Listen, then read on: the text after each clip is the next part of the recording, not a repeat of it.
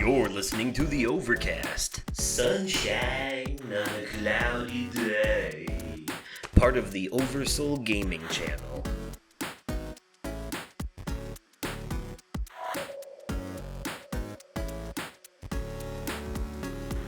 Hello there, everyone, and welcome to the Overcast, your joke-making, fun-having pop culture podcast. I am your host, Justin, aka Oversoul. And I am your co-host, Nick, aka The Vaping Fiend. Yes, and like always, we're bringing you sunshine on a cloudy day. Nice sunny days recently. And also, today, we have a special guest, our good friend, Kyle Paluzzi. Thank you for having me. Yes, it's an honor. Today's topic is going to be all about sports media, movies, TV shows, video games, stuff sports related, which is the perfect episode to have our most sports knowledgeable friend on for. Definitely. Mm-hmm. So anyways, how have you fine gentlemen been enjoying these bipolar weather days over the past couple weeks? Whoever wants to, just let us know what's been going on with you, how you doing, what's new with life, anything interesting? For me, I've just been going to work, coming back, relaxing. A lot of YouTube during the nights. Yeah, I spend a lot of time watching YouTube videos too. What about you, Nick? Pretty much the same work-life balance? Yeah, pretty much. I don't go outside much. I've practically become a bit of a hermit. So I've been spending a lot of time down in my dungeon. My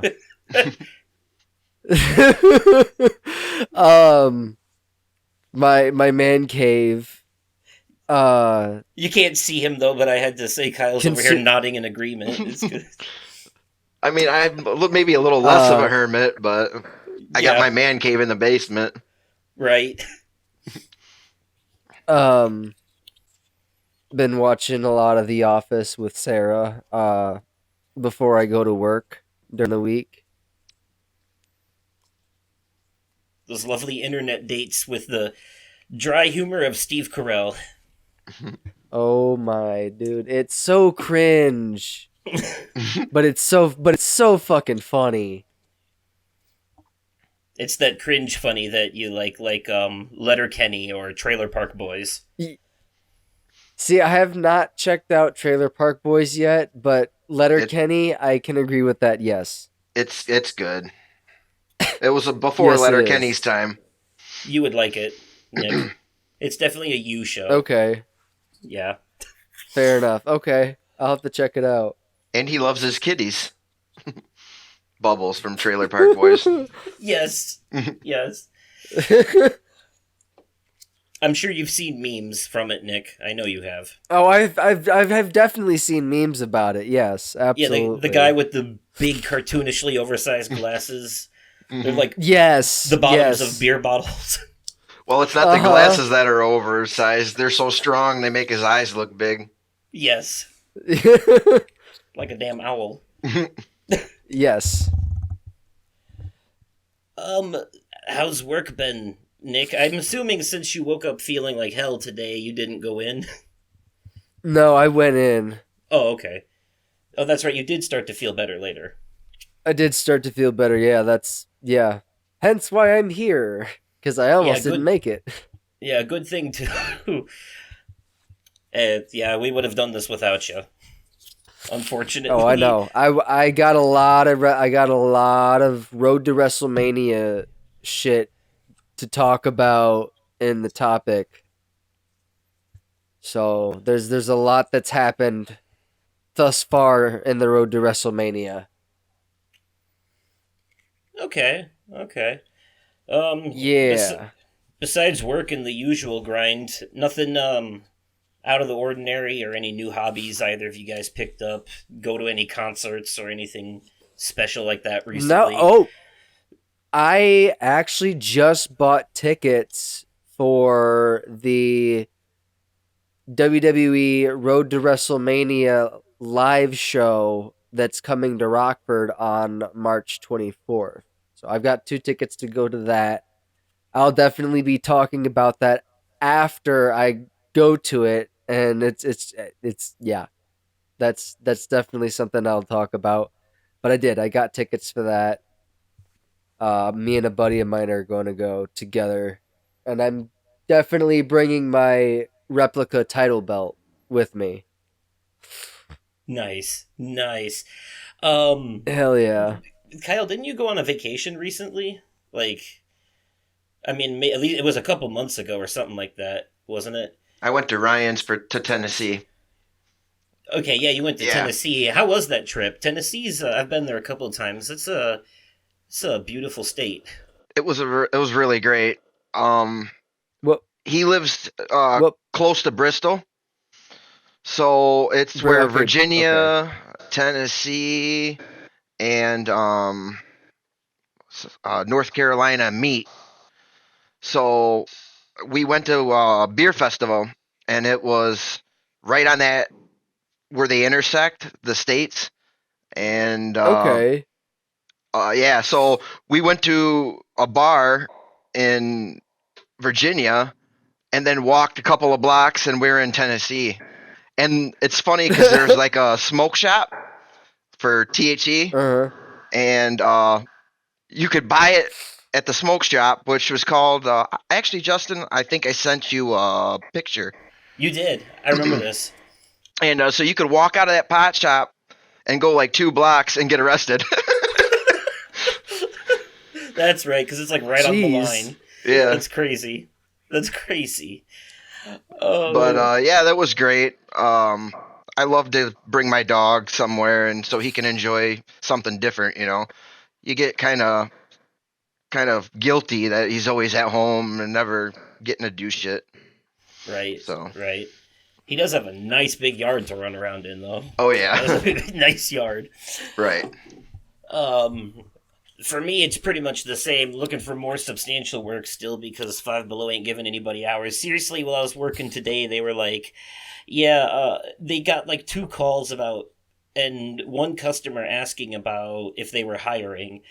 And I don't know what it is about this town, but it's getting really hard for people to find work out here. I thought it was just me at first, but I'm being told by like people who work for government facilities that like yeah no it's just there's no work in this town right now. um Well, if he ain't looking, the economy's kind of in the shitter. yeah, basically. And my manager was straight up honest with them. She was like, I just don't have the hours to give anyone right now. I'm taking applications, holding on to them, but I'm not hiring right now because she's like, I can barely give my employees 2 days a week as it is. you know it's pretty bad.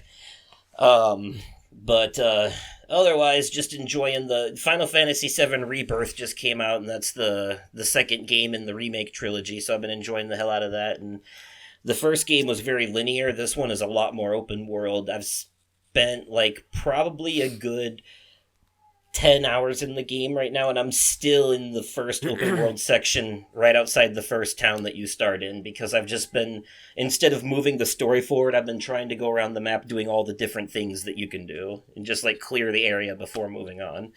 It's a bit of an OCD thing, but it's this game. They said if you just fly through the story, it takes 40 to 50 hours. If you do a bunch of side quests, you're looking at probably a good 75. If you want to do 100% completion, you're looking at over 100 hours.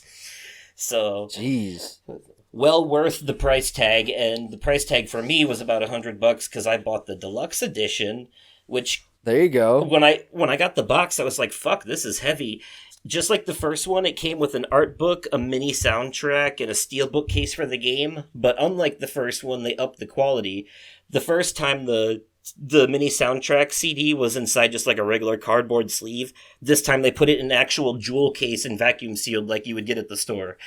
And the art book the art book the first time was paperback. This time it was hardcover, which is why it was so heavy. So That they makes definitely upped fair. the ante. Yeah. So I'm glad for that, but I won't be giving it a media corner entry this time because I'm still like 10 hours in and still like literally in the second chapter of the game out of 14. So I'm not ready to give it a full review yet. I'm Since it takes place in an alternate timeline from the original, I have to see what happens, what they change before I can give a full opinion whether or not the changes are good or sacrilegious. So Well, plus you haven't finished it, so you yeah, don't that's have what I mean. you don't have a full scope of the whole thing. Yeah. Yep. All I can say is what I have played of it I've liked, and the only complaint I have so far, literally the only one, is that they kind of fucked up the graphics and performance option. Like every game, you get the graphics option of 4K at 30 frames or the performance mode at 1440p at 60. But unlike other games, they fucked them up here because performance mode is a good 60 frames, but it's a blurry picture, and it shouldn't be that blurry. It's the type of anti-aliasing they're using that's screwing it up and making it look that way. And graphics mode is what I'm going with. I just train my eyes to get used to the 30 frames, but it would be more tolerable if they had like a motion blur that you could toggle on and off, because I know not everyone likes it, but it should be an option, so that way when you turn the camera it blurs it so it looks smoother instead of being choppy like it is now because of the lower frame rate. So, but at least it's stable. I'll give them that. It doesn't drop. It's a stable 30. So graphics mode is objectively the better option until they patch it. So I'm hoping they patch it eventually, but that's the only complaint I have, and that's small potatoes because I'm playing it for the story and gameplay primarily. So kind of the same effect you get when a TV has really low hertz. Yeah.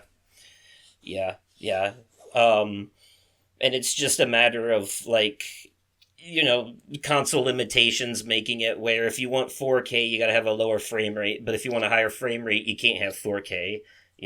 That's not like uncapped, 8K 120 frames like you can get on a very high-end PC. Like what I play on? Because then it would be like $1,000 console, and people. I wish I spent $1,000 on it. people who are buying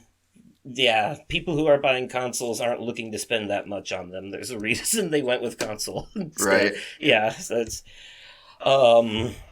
But there are very good exclusive games on some of them, so there is that too. Yeah, that's why I try to play on everything. Right. But exclusives are starting to become more of a rarity now. Multi-platform is the way to go. Xbox just took 4 of their exclusives and put them on other platforms, including Hi-Fi Rush, which was in my top 10 last year. That's on PlayStation now, Nick. I saw that. No, it's definitely on my radar. Well, that's how it should be on your wish list. I think I did put it on my wish list, if I'm not mistaken. Speaking of, I pre-ordered the WWE 2K24 40 Years of WrestleMania edition. Okay. Nice. Yeah. That comes out Tuesday. It comes out Tuesday. A pre-order for me for this Final Fantasy game too. I pre-ordered it from GameStop, which I normally don't do, but I didn't trust Amazon to get it here in time. They've been worse about that lately, and I didn't want to get it from Walmart, so I only had one other option really. Or buy it digitally, and I wasn't going to do that for this because I wanted the collector's items. Right, that's fair. Pre-ordering it from GameStop got me a hat, a Final Fantasy hat. I'm not much of a hat guy, but it's like a normal hat with the brim, like a baseball cap. Yeah. But it's a cool collector's item, so I'm not disappointed. But yeah, besides that, PJ came over a couple weekends ago, and we watched some Rick and Morty. I got him caught up on a few more episodes of season 7 because that's all on HBO Max now.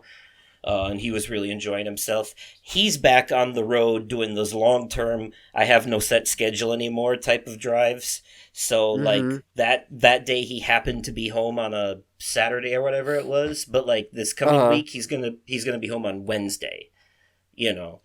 So it's completely random for him again. He's doing cross-country driving again. Because he was doing a truck job where he had like a set schedule and he went to like 3 different states, but then he wasn't at that job anymore and he found a new driving job, but it's like the one that he had originally, the very first one he had, where he's driving cross country again, going to different places. If you follow him on Instagram, you can see videos of his, like, that he posts from different states that he's in, different, and pictures and stuff. Like, he was in Nevada, near Vegas the other day, and he was posting pictures from, like, the desert outside of Vegas and the beautiful night sky. It was shit. really cool.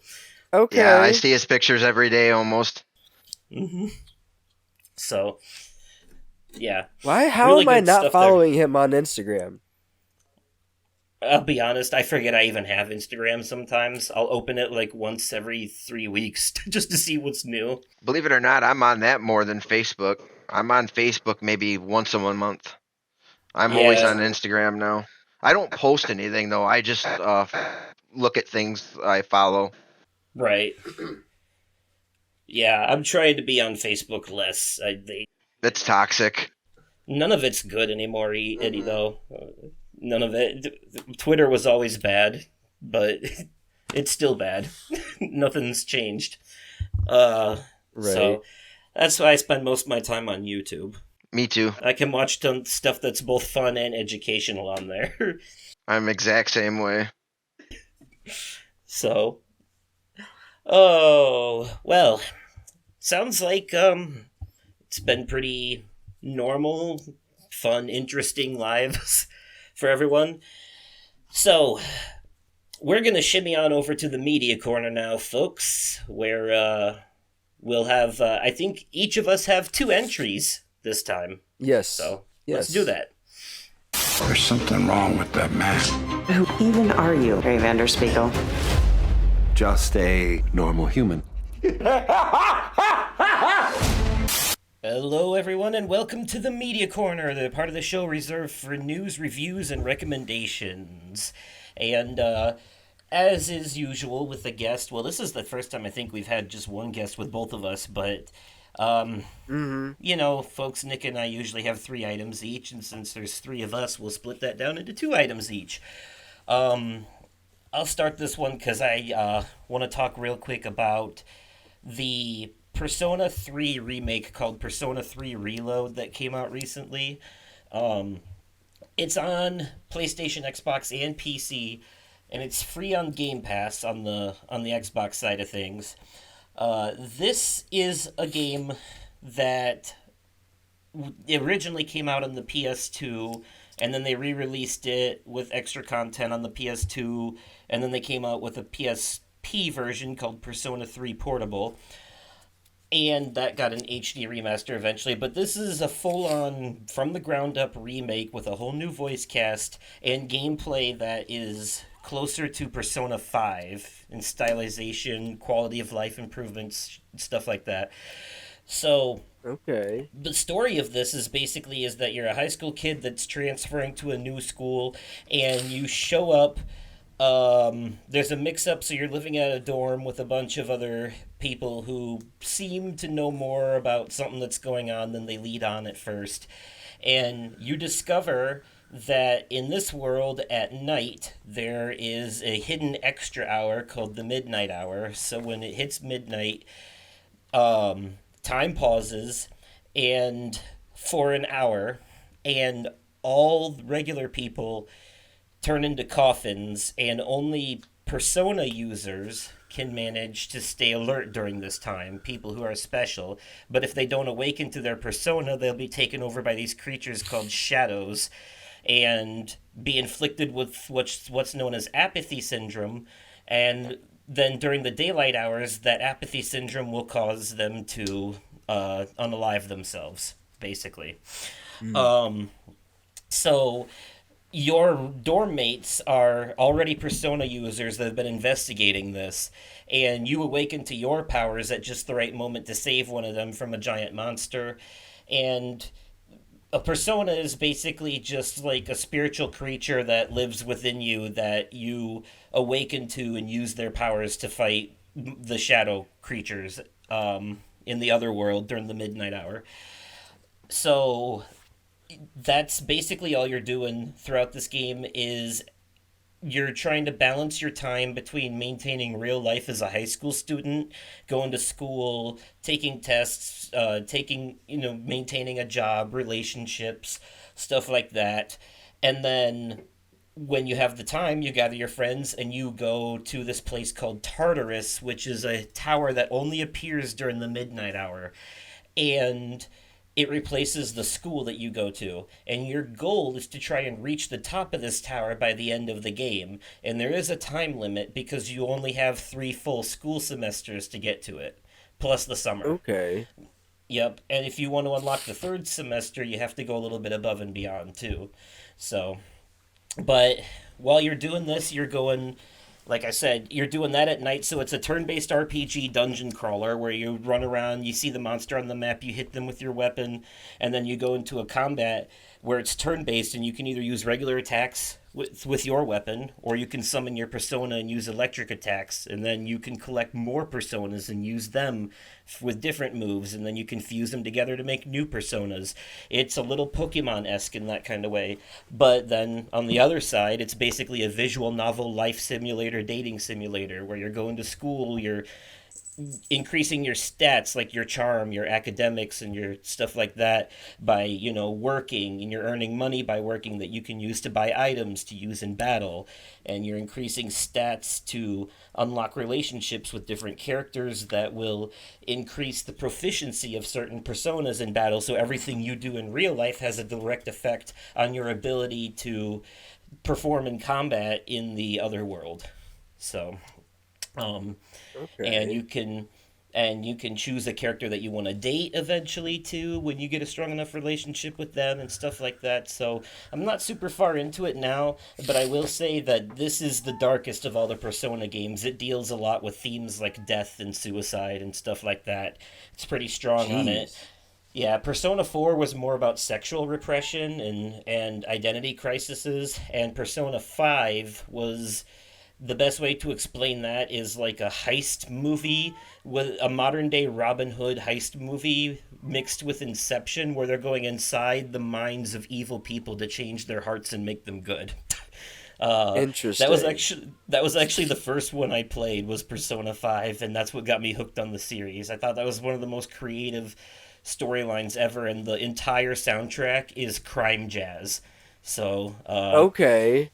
yeah, it was very fun. It's a very addicting gameplay loop. There's something about, getting answers right and watching the little meter go up and saying, hey, you got smarter. There's something, you just feel accomplished every day. You only have morning and night to do one task each, and you have to choose which tasks. You can't do everything in one day. If multiple people want to hang out at once, you're going to have to pick one and spend your time with them. You can't hang out with all of them in one day. And some people are only available on certain days. So you really have to, like, kind of think about it and schedule it. And, you know. So, um, so I'm really enjoying the hell out of it for that. This game is basically Persona 5 but blue instead of red. You know. That's all I can say about it. It's a high recommend from me, obviously. I'm not going to give it a full review because, God, I'm nowhere near done with it. These Persona games are like 100 hours long, so yeah. Mm-hmm. But I am gonna finish it. Let's just say it's a strong top 10 contender right now, up there with Okay. Final Fantasy VII Rebirth. Yeah, in fact, I have a feeling my game of the year this year might end up being a remake. Like, Oh, really? yeah, a remake or a game that's part of a remake franchise or something along those lines. Yeah, so far though, the year is far from over. We're only in Yeah. March, I but was gonna we say, have yeah. a we have a lot of games to go yet. Yes, we But do. anyways, that's my first entry. Who wants to go next with their first thing? I can. I got a podcast I'm listening to right now. It kind of brings back nostalgia for me. I was a huge Smallville fan. For anybody out there that's seen that through in its entirety, it's got the guy who played Lex. He's kind of in charge of the podcast, and then you have the guy who played Superman, Tom Welling, and they rewatch the show, and just do a recap on it, rating. It's really well done. They start out. Uh, Michael Rosenbaum will go scene for scene and kind of just talk about it, and then his producer will review it and give his 3 favorite scenes, and then they'll do like a hotline with fans, and they'll give questions, and then they do just kind of a ending to it, but it's really good. Nice. Yeah, I've been meaning to give this a listen. I need more podcasts to listen to. And I've seen not the entire show, but several episodes of Smallville back in the day. I remember it. It was a CW show, if I remember correctly. Yeah. Oh, yeah, it was. It started out in the WB. That's right. Yeah, That's right. back in the day. And Jensen Ackles was on it for a season. And then he started, you know, I'm drawing a blank for some reason.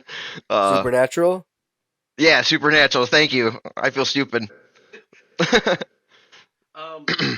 Oh, one thing I forgot. The rating system is cool.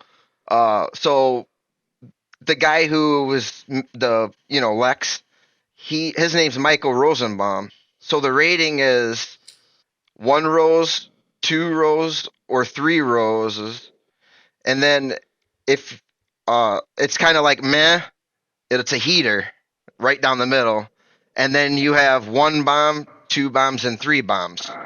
Kind of a play on words of his name, Michael Rosenbaum. Made a rating scale out of his last name. That's awesome. For a podcast like this, where would you say is a good, like, if you were to show it to them for the first time, what episode would you show them? What would be the one you'd recommend listening to get a taste of what to expect out of it? What's their best episode? Um, it's funny because their episodes kind of are based off of the show's episodes. You know what I mean? There you go. So, but I would Kind of say like the Sunny podcast. I would say the pilot, the very original one, because the pilot was so well done for Smallville, because they had a really expensive budget and needed to appeal to the masses. Okay. All right. So that's a recommend for what's the name of the podcast itself? Talkville, Talkville. the Talkville podcast. Talkville with Michael Rosenbaum. Okay. All right. What do you got for us, Nick? So Sarah and I just recently started watching another show called Resident Alien. Now we are only 3 episodes in, so I'm not gonna give it a like. There's obviously there's 3 seasons already, but so I can't give it a full review, but I can give it a very solid recommend. It's actually pretty fucking funny. It stars Alan Tudyk, right? So it better Yes. damn well be funny. No, That it's might be- fucking hilarious, dude. So, okay. So I basically, like him. He was the chicken on Moana. he wasn't he? And Hey, the weasel hey. on Zootopia. He's been in a lot of shit. He's Yeah, been in he a lot was- of Disney voices, but He he's- was yeah. Steve the Pirate in that movie Dodgeball. Yup. Yeah. What was that So- other movie he was in? Oh, they show his ass in it. Remember? God, what was the movie? It was before Dodgeball, I think. Really? Mm-hmm. Hmm. Oh, he was in Tucker and Dale versus Evil. That's right. He was Yep. Yep, that's right. He was in Firefly. He was in iRobot. He was in A Knight's Tale. Was that what you're thinking? Yep. of? Yep. The Knight's Tale. Okay, with Heath Ledger. Mm-hmm. That's right. That's what I'm thinking of. So tell us about Resident Alien, Nick. What's the? I just want to say real quick, by the way, I have heard of this because a few people in the CinemaSins crew are fans of this show. Okay. Oh, so yeah, it's got So 3 seasons out. they did a TV Sins for the pilot episode once. So Okay. I have seen that. It So yeah, explain says this show to us. a crash landed alien takes on the identity of a small town Colorado doctor and slowly begins to wrestle with the mortal dilemma of his secret mission on Earth. Okay, and what is that dilemma? So, this is an alien who has crash landed on Earth on a mission to destroy humanity. Assumes the identity of Dr. Harry Vanderspiegel, who so he can remain undetected by the residents of Patience, Colorado. As he searches the snow-covered Colorado mountains for pieces of his ship, he learns to be human by watching Law and Order and mimicking the late great Jerry Orbach. One day, the sheriff of Patience, Mike Thompson, and his deputy Liv Baker show up at his isolated cabin. There has been a murder in town and they need a doctor. The murder victim is the town doctor. Soon he finds himself in the role of the new town doctor, putting him in constant contact with the townspeople. Somehow, until now, he has assiduous. I don't even know what the fuck word that is. Avoided. He as he spends more time with humans, he learns more about them and what makes them human. This gives him the this gives him pause, but he is still determined to complete his mission and destroy the people of Earth. He learns one person in town can see him in his true form, complicating matters. Okay, so that sounds like so it sounds like a comedy drama where Yes. he's an alien come to destroy Earth, but then he finds himself in the role of a doctor, saving the lives of the very people he was sworn to end, and he's conflicted morally dealing with that. Yes. I like that setup. I like that. That's a good setup for a show. You're 3 episodes in, so you're liking it so far. It's fucking hilarious, bro. It sounds like it. I like the random homage to Jerry Orbach. he was the guy with the long gray trench coat. Oh, okay. You know who that? Remember that guy? That was him. This show is on my list. I've been meaning to watch it for a while. It's just, so funny. So funny. One of those things. So many shows, so little time. Mm-hmm. Okay. All right then. Well, my second thing is we mentioned in our last episode, Nick, that you and me and Sarah watched Wonka together recently, Yes. the Timothy Chalamet movie. Yes. But considering that was the Media Corner Revisited Part 1 special, we did not give it a Media Corner. So I'm giving it one now. Okay. And I'm going to review that movie. First thing is, I was not expecting it to be a musical. It's another in the line of these movies that have come out lately where the trailers hide that they're a musical, and then when you see the movie, you find out it's a musical. Mm-hmm. And Yeah. the new Mean Girls remake did that too. Okay. So, Interesting. Yep. So, but it didn't bother me. I'm usually very picky about musicals, but I actually enjoyed this one. The songs were fun. It was fun. Very fun. Like, I gotta be honest. Like, I know this was a Warner Brothers movie. I think. Yes, I believe so.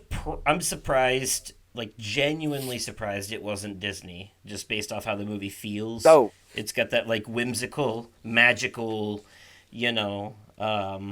almost cartoony kind of vibe going for it. Speaking of, Wonka's going to be on Max here soon. Oh, nice.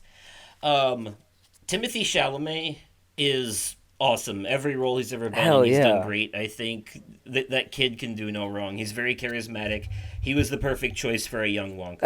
I think. I'm Absolutely. looking very much forward to seeing again his role in Dune Part Two. I can't So wait.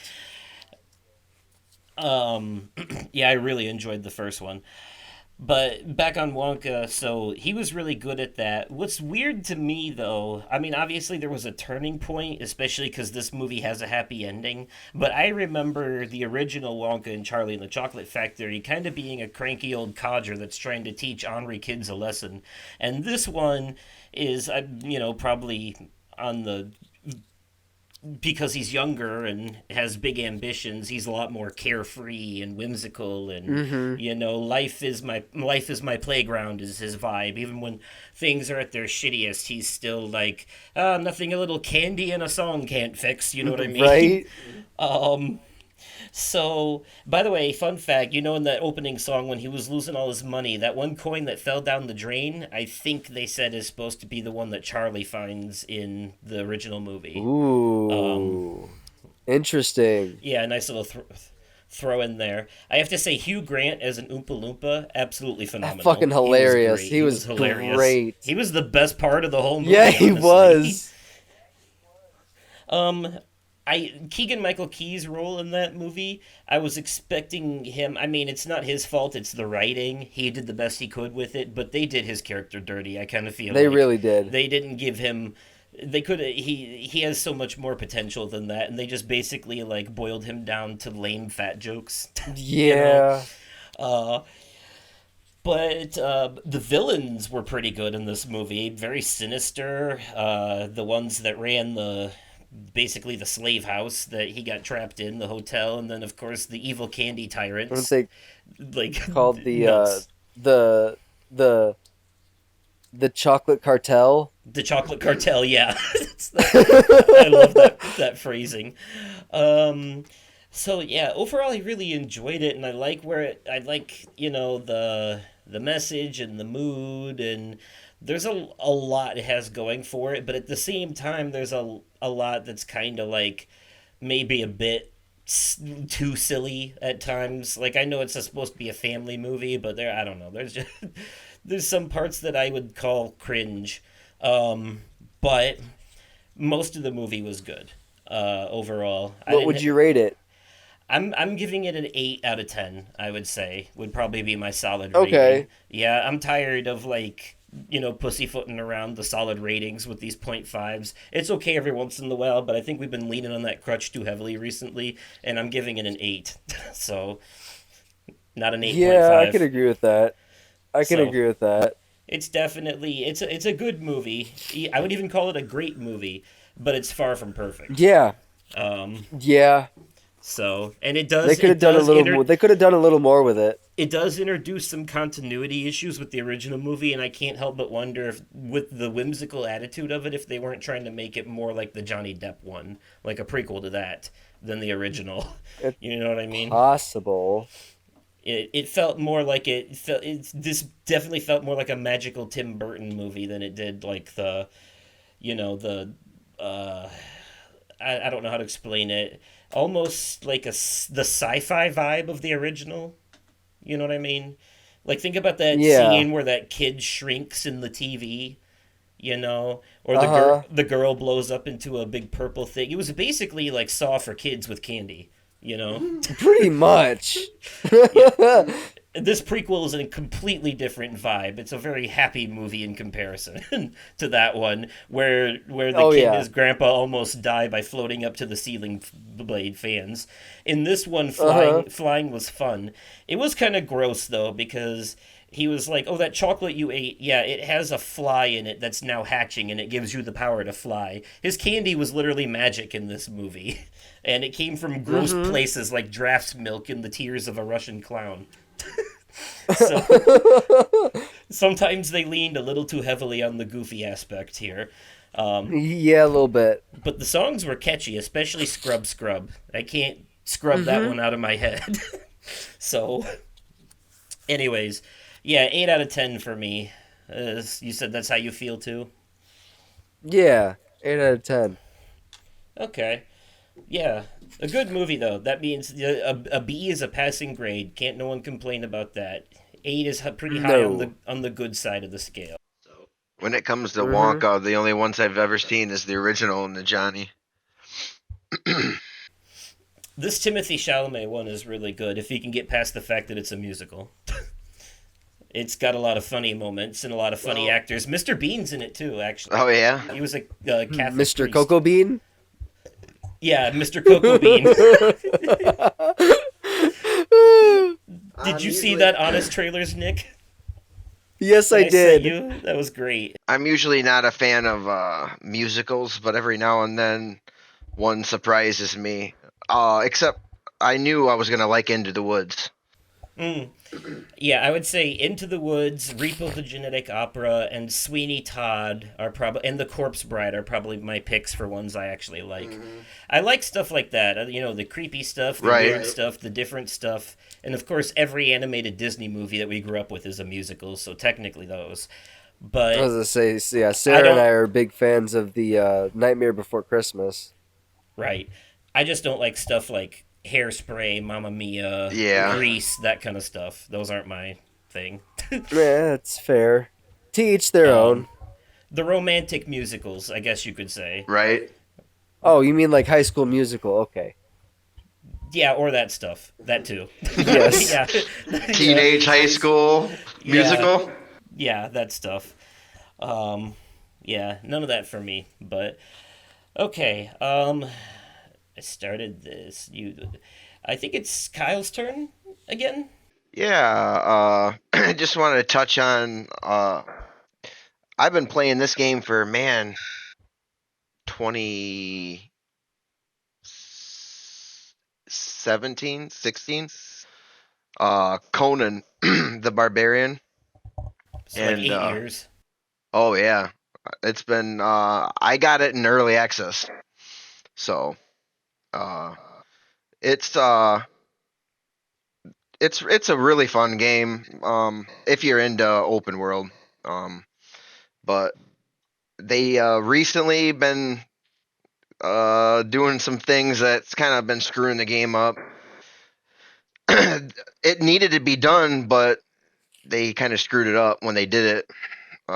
They fixed the purge. There's like these purges, and you go from like if you build a bunch of bases, and then these the I don't know how to say it. But all the creatures and enemies will attack your bases, and they grouped it all into one now. So it's a survival game. Yeah. Okay. Exactly what Like it The is. Forest or Ark, something like that. Okay. Yeah, online multiplayer survival game. And it would be annoying because we had like 5 or 6 bases, and the more bases you have, the more you're going to get purged. And then you got to jump all over the map to go to your base to defend it. So they lumped it all into one, so you can tell the purge when to hit. And then the purge drops right in front of the base. And that's how they did it. But when they did it, they screwed the rendering up. So it renders really slow. If you die, the doors are the last ones to render in your building. So if you try to walk out and you see no door, like, so you die and you go back to the base, like, or wherever your spawn point where you put your bed to spawn back. And when you walk out of the base, if there's no door and it hasn't rendered yet, it'll just rubber band you right back in. And it's stuff like that.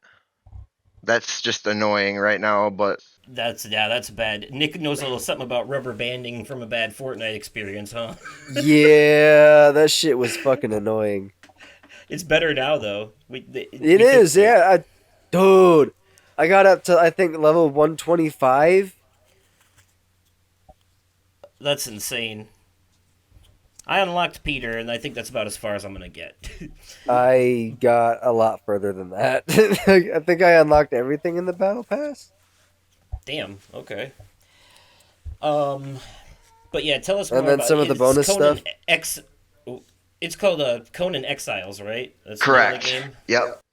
And lately they've been doing other stuff like just trying to improve stuff that doesn't need to be improved. Like they've nerfed the characters for fighting, and it makes it harder to like your reaction time's delayed from when you press the button, and they get more attacks and stuff. And people complained, and now they're like, "Oh, we're gonna change it," but then they're like, "It's gonna be another month now." And they did that when they screwed the rendering up. It was almost unplayable, even on like a $5,000 PC. That's like that literally just happened with Fortnite. They did a thing. They updated one of the updates they did to the game after the last live event. They slowed down the movement speed for the characters, and everyone bitched about it. They were like, "We move too slow now. Fix it." And like, I'm literally not even 2 weeks later, they did a 180 and fixed it. Yeah, that's exactly what happened here. Um, See, I've had this experience before where the developers break something by trying to fix something else. Like in Alan Wake 2, there was a puzzle I had to do where I had to get past a theme park ride, and you Uh, have to put the fuse in the box and get the thing to move so you can, and you have to stop it at the right time where the cart's missing so you can get through this hole to go down underneath it. And what happened was there used to be a rat down there blocking people's paths. So they patched the game and took the rat out. But then what happened was when you start the ride, now after that patch, one of the carts would get stuck where it was. It wouldn't move with the ride and it would be blocking the path you needed to go down. So in fixing one problem, they accidentally caused another. And then they had to wait. I just got to that part right when that issue got patched in, so I had to wait for them to fix it before I could keep playing. Like, I was literally stopped from progressing any further in the game at that point. And to their credit, they fixed it in literally 2 days. Like, boom, done. So I didn't have to wait long, you know? And I was very forgiving because sometimes these things happen, a little bit of oversight here and there. That They said that particular spot in the game, the carnival level, was an absolute nightmare for them from a development standpoint, so I can understand why it would have a bunch of issues. Otherwise, that was my game of the year last year, so you know I loved it, and I was able to look past that blemish because now it runs great. you know? Right? Sometimes they got to have patches to fix patches to fix patches.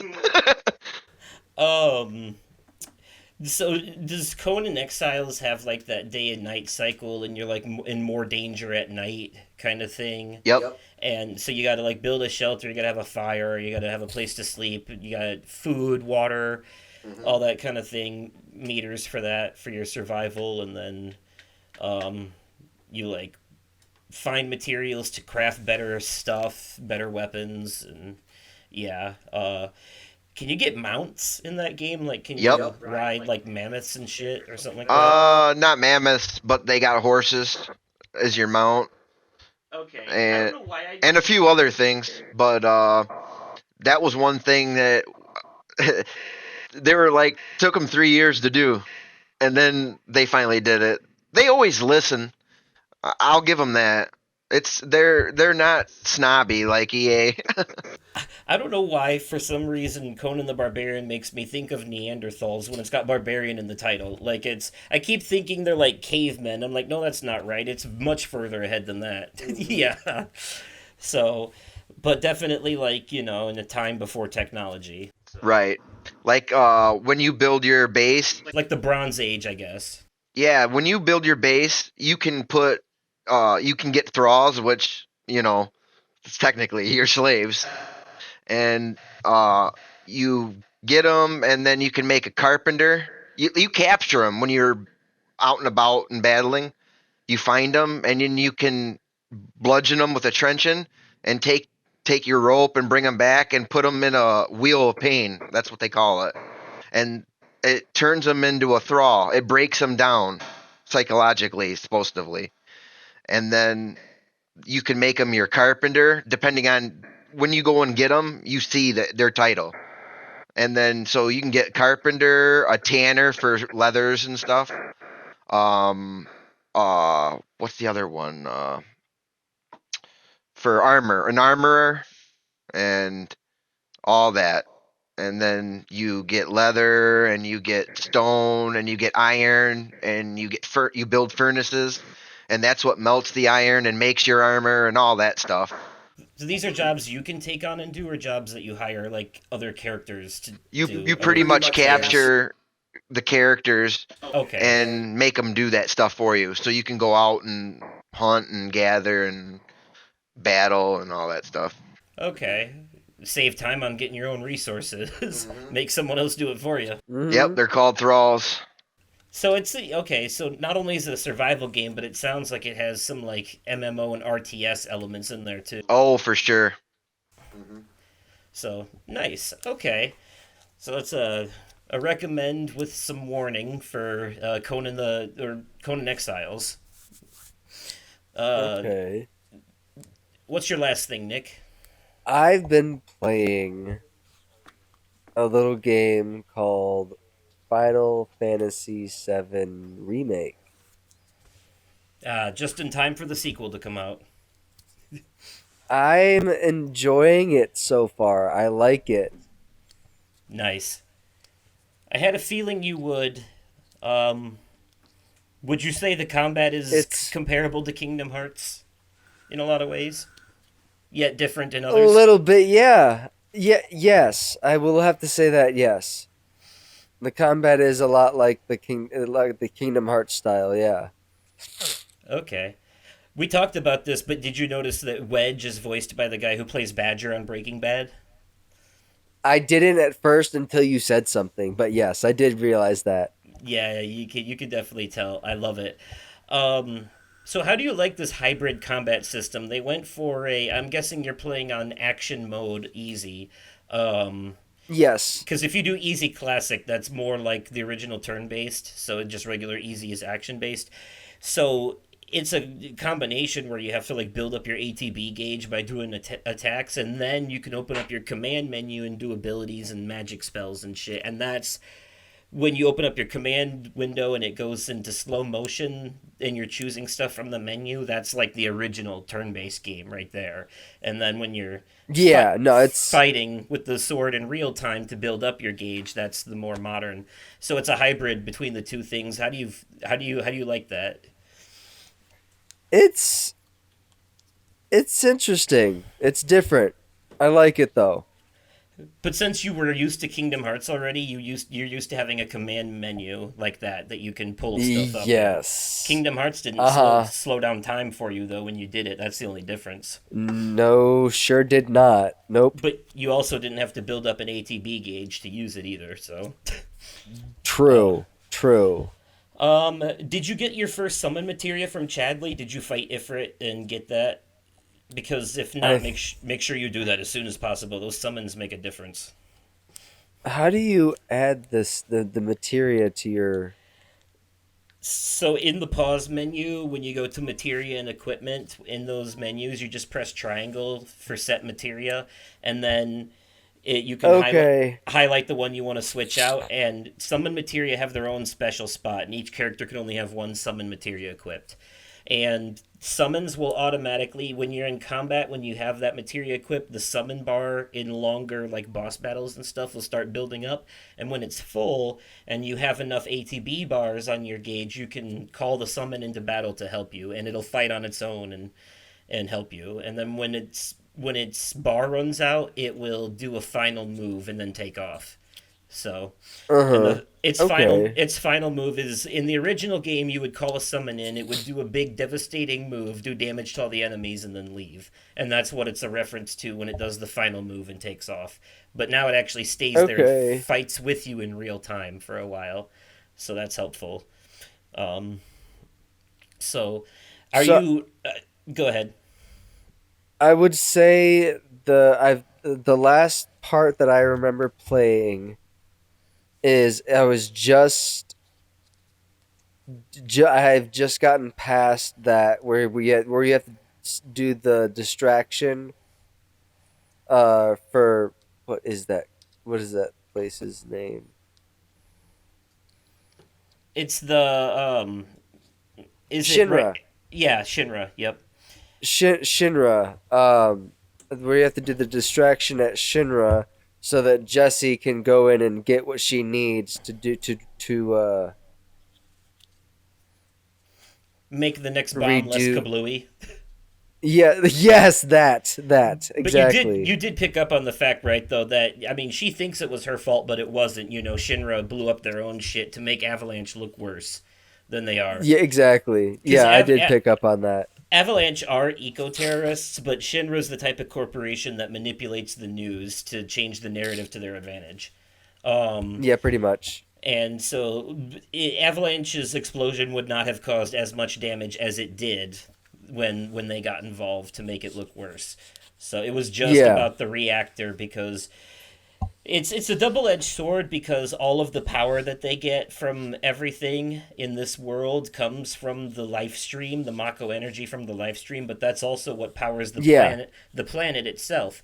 So if they siphon all of it, eventually the planet will die and so will everyone on it. So all of the energy that they're drawing to give us our modern commodities like electricity and shit is also the same shit that's gonna eventually, like, once it's gone. And there's two Yeah. enemies in this, Sephiroth and Shinra. They're both bad but for different reasons. I recognize the name Sephiroth from when you have talked about him before.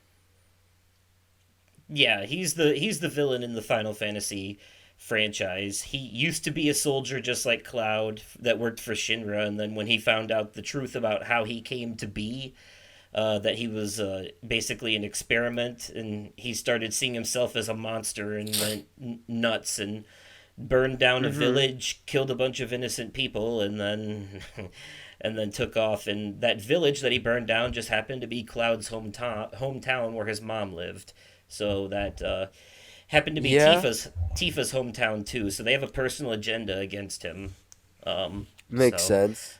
but there's also another aspect to it where another soldier named Zach was there for it, and uh, his ultimate fate is unfortunate, and because of a mixture of Mako poisoning, Genova's influence and trauma suppression, Cloud doesn't remember Zach, and he has when he tells people the story of what happened in Nibelheim, he's telling it from Zach's perspective, but Zach has been completely erased from the story and replaced with Cloud in his mind. Okay. So Cloud remembers shit that he honestly shouldn't because it wasn't actually him. He was there, but he wasn't in the role that he thinks he was. It was someone else. And that person's memories are his, and that's why he has so many headaches. You'll see as you play the game that every once in a while he'll have a headache, and there'll be like a flash of different scenes, both from the past and future. That's what that Okay. is. That and the fact that this game's in a different timeline. The Sephiroth in this game is from the end of Advent Children. He traveled back in time to prevent his own defeat. And those ghost creatures that you'll see called the Whispers, you met them once when you met Aerith. They Yeah, yeah, exist yeah. they exist to preserve the timeline. Their whole thing is they're trying to make sure that the characters don't deviate from the path of the original game. So every time characters start to deviate, they show up to keep them on track. Is what they do. You talking about the flashbacks and the headaches reminded me of in Wilson's Heart when he would have those heart spasms and then have those flashbacks. Oh, nice. Yes. God, that was a really good game, Wilson's Heart. Probably like one of the best VR games I've ever played for sure. Okay, so let me ask you real quick. I know you're not super far in it. Where you're at, I think it's like chapter 5 maybe. Something like Who that, yeah. is who's your favorite character so far? I think you've met Cloud, Cloud. Tifa. You've met Aerith briefly, but you haven't met her very much. You've met Sephiroth briefly, but you haven't seen much of him either. But it's Cloud, Tifa, Barrett, Wedge, Jesse, and Biggs. I'd have to say Cloud is my favorite. The protagonist. Yeah.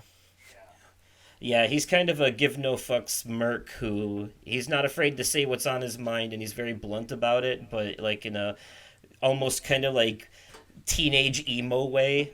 He says a lot of like fine and whatever, but also he's not a very emotional guy, and he's surrounded by all of these people that are extremely emotional.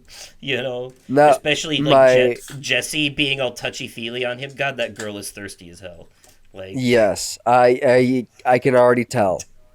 you ain't seen thirsty Um, yet though. Just wait till you get to Walmart and you have to do the whole cross-dressing thing to sneak into the prostitute chamber to save Tifa. It's insane. okay. Yeah, But I will the have to say, brothel. I I will have to say, Wedge is my hard second favorite. Yeah, he's great. Have you met his cats? There's a area you can go where there's just like 1,000 cats there, and he takes care of them and feeds them. It's one of the Those alleys are of the his Sector 4 cats. slum. Yep, they're all his. See, I didn't Not know not the that. not the three white ones you had defined for what's Oh, her I name, know, I Betty or know. whatever. But the ones in that back alley, those are all his. Jesus, Wedge. What the Yeah. fuck? Yeah, he's a big sweetheart. He's a teddy bear. He's a big softie. Like very. He's a character for sure. Yeah, yeah. I don't know how if you've finished chapter 5 or yet. Like if you've actually done the fight at the Shinra place, but there's like a scene coming up where he's distracting the guard dogs and one of them bites him on the ass as he's running. It's like a Nope. comedy bit. Yep. Sure did. I got to that part. It was funny. Okay. So you met Roach, who is another another soldier, and soldiers, by the way, are Yeah. just like Shinra troopers that have been genetically enhanced by Mako. That's all that means, except in the case of Gotcha. Okay.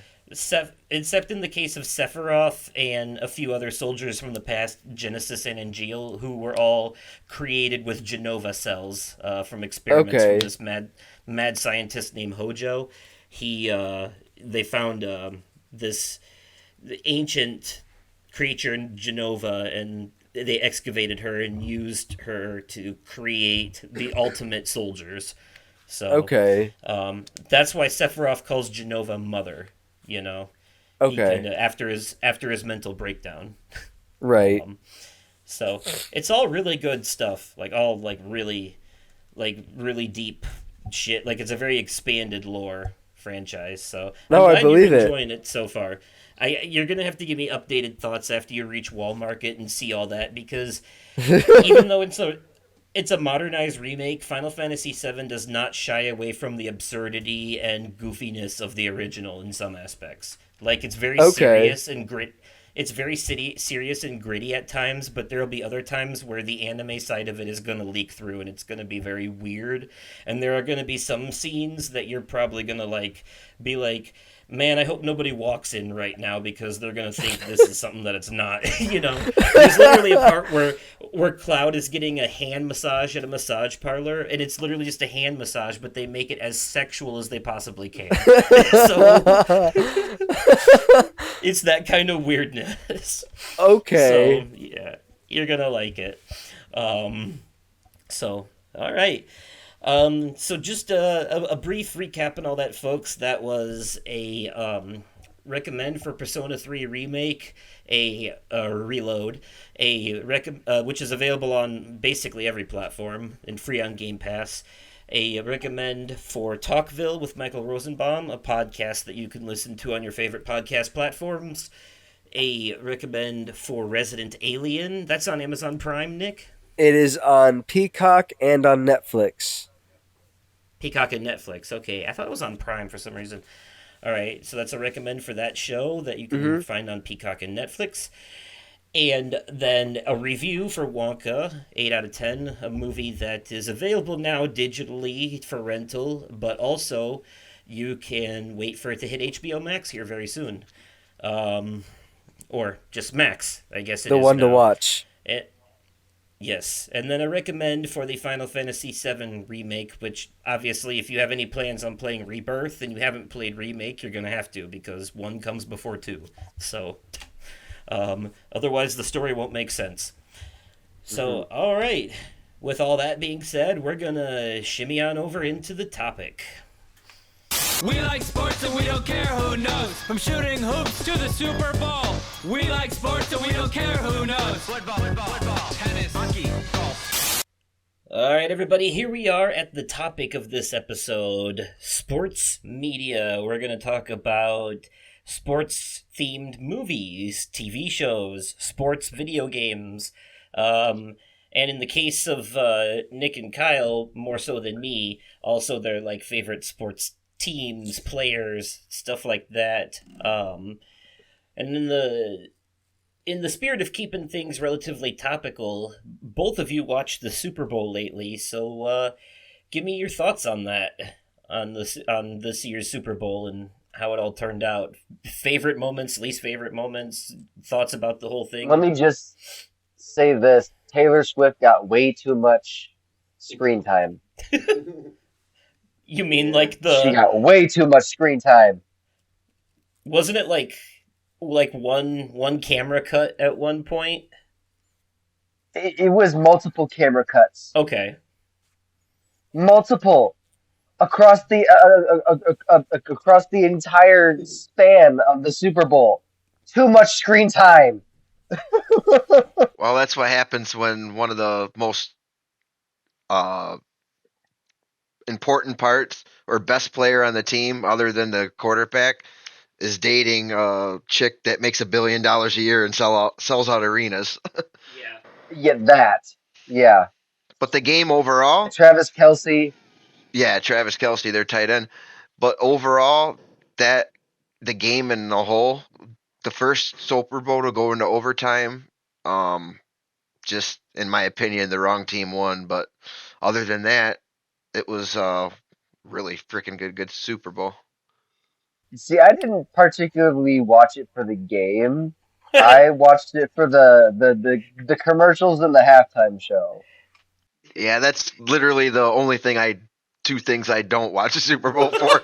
I usually don't like the halftime shows. They're over the top, and the people usually they get I don't really care for. Although I do like it was Nelly or somebody, right? Usher. Or Usher. Yeah. See, this shows you how much I already forgot. Yeah. But I do like Usher. Yeah. But no, we got Okay. the fucking Deadpool and Wolverine. Now that we know that the title is Deadpool and Wolverine, we got the first trailer for that. That was interesting. Yeah. Some of the commercials have, were off the top though. Another problem I have with the modern Super Bowl within the last like 15 to 20 years is it seems like anymore the commercials they used to make them years ago, like when I was a kid. They purposely tried to make them better. Now it just seems like your local mattress firm has a commercial. Yeah. You know? And a lot of them, it's like they're not even trying anymore. Although I will say the one that they did where Patrick Stewart threw "Hey Arnold" like a football was pretty good. that was pretty funny. The Paramount Plus trailer, Yeah. That was good. But apparently, I'm gonna try to. Yeah, go ahead. Apparently, they were airing the Super Bowl on Nickelodeon as well, and they had Patrick and SpongeBob on commentary, and Yeah, I heard that. they did that one episode of SpongeBob where he performed in like a glass dome at like a football game. Yeah, he did a halftime performance. They did that on Nickelodeon. That was pretty cool. I saw the video for it. It was actually pretty interesting. And then during the game, like they're like when Pat Mahomes scores a touchdown, fucking there would be like animated ocean waves on the screen. Just what's the word I'm looking for? Reinforcing the fact that it is airing on Nickelodeon. Okay. For the most part here, I'm going to try to steer clear of going down a rabbit hole of Super Bowl commercials. I want to try to keep it on the topic of sports itself. Right, getting in the weeds as to speak. So I want to hear about the Super Bowl itself primarily, like what was the most exciting moment, like as a football fan, while watching it? Like, what was like the closest call, or like the most like nail biting, like edge of your sheet, like oh shit, play in the whole game, or the most unfair ref call or whatever.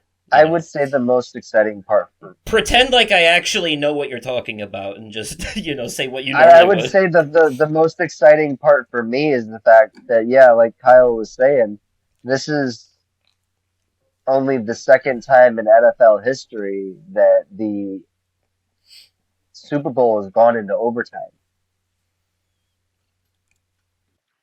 Yeah, because there's been Super Bowls from a actual football fan's perspective that it was two great teams, and for whatever reason, one of the great teams just has an off night, and the other team scores like 45 points, and the other team scores 3, and it's like not even fun. It's like 3 minutes in, you're like, I know who's gonna win already. You know what I mean? Where this was throughout. Mm-hmm. No stakes, huh? Right. So this one was like, it was remaining close enough throughout to like keep you guessing, basically. Mm-hmm.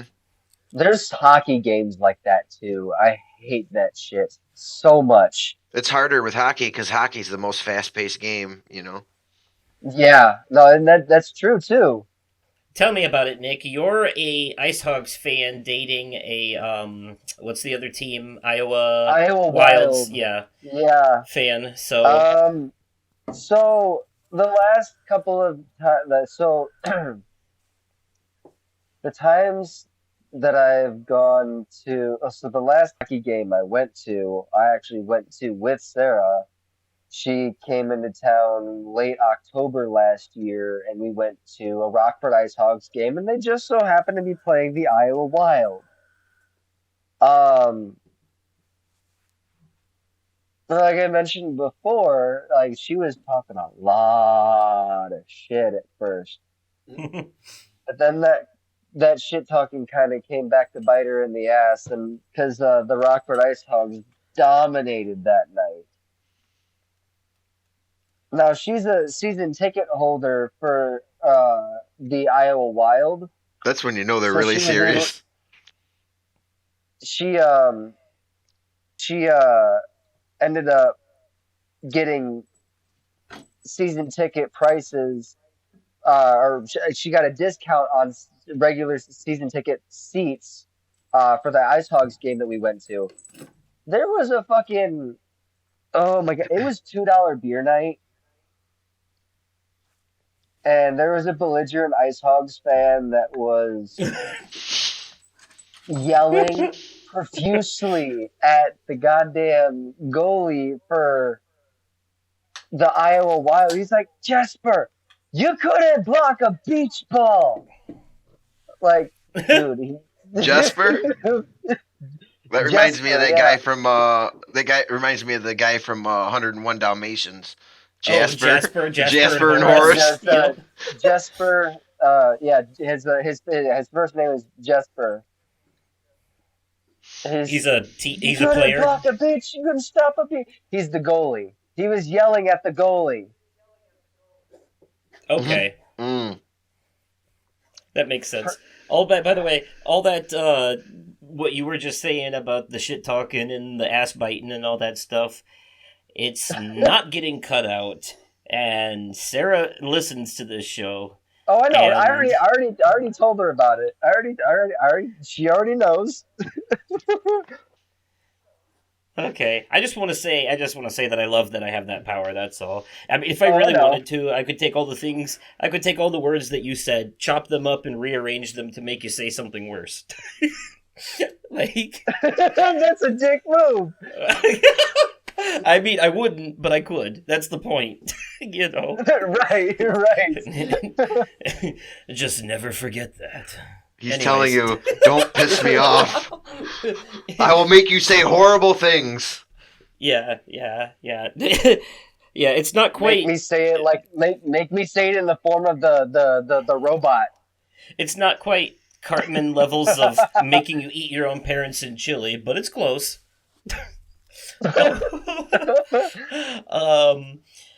But okay, it actually seems like a good segue talking about hockey into sports-based movies because there's a few hockey ones that I know you like, Nick. We've talked before about Goon, Yes, Sean William the Scott. Mighty Ducks movies. Those two. I cannot have this topic without talking about the Mighty Ducks movies.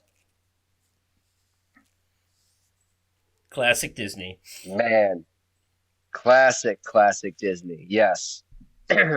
Just I'd have to say my two Man. favorite sports movies have got to be, they're both football movies. One, because you have to have Denzel in it, is Remember the Titans.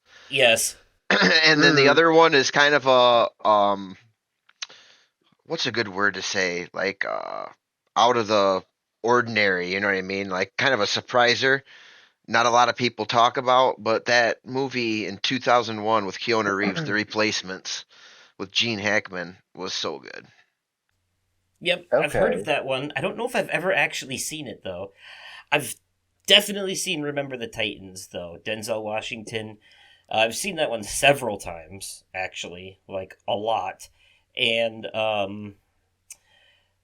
man, that one has some great emotional moments in it, and, I can never forget, like, there's the locker room scene where they're all singing Ain't No Mountain High, Ain't No Valley Low. That gets stuck in my head. There's actually a locker room scene and no, it's not a locker room scene. It's a bar scene that the players go to afterwards where there's a karaoke jukebox dance scene there too because they're all just kind of enjoying each other's company and sticking up for the main character who might get in The Replacements. It's about a group of kind of has-beens or people in college that didn't quite make it to the NFL, replacing the NFL players when they go on strike, and they bring their team to the championship. Okay. Right before the main football players cross over and come back. Okay. I also remember the Titans, there's that scene where one of them gets into that car accident and then they can't play, they're in the hospital. Something Bobby. Yeah, and then they do that whole thing where they're like, we got to win it for him. You know, we got to do like, I mean, sports movies are great. They're really emotional, but boy, do they follow a formula. Like a formula. Right. Have you guys ever seen that South Park episode where Stan is coaching a Pee Wee hockey team? Yes. And the whole episode is a parody of sports movies with that formula. And one of the kids is in the hospital because he has cancer. And he's like, you got to win it for me, coach. You know? I kind of give Remember the Titans, which obviously is one of the best sports movies of all time, a pass on that, though, because that was actually based on a true story. Yes. So that guy really did die. He ended up dying, if you do the research, years later, but because of the result of that car accident and years of being paralyzed and stuff. But so I give it a pass on that because those are true events and true people in that movie. Yeah, that's where all the other sports movies got the idea, though. They were like, oh, that was emotional in that movie. Let's bank on that in other ones. And then they just kind of did the same thing. Yeah, South Park likes to lampoon everything, though. Ain't nothing safe. There's some other sports movies that... some Adam Sandler sports movies, actually. Oh, yeah, the comedy ones? Yeah, Gilmore. The Longest Yard, Happy Gilmore, The Water Boy. Yep. One of the supervisors at UPS always wears his Bobby Boucher jersey, and every time he walks by, I can't resist but yell out Gatorade whenever he wears that fucking jersey. Oh, yeah. Were you trying to talk about Carl Weathers? That's who I was thinking Carl of. Weathers? Yeah, I was just about ready to tell you.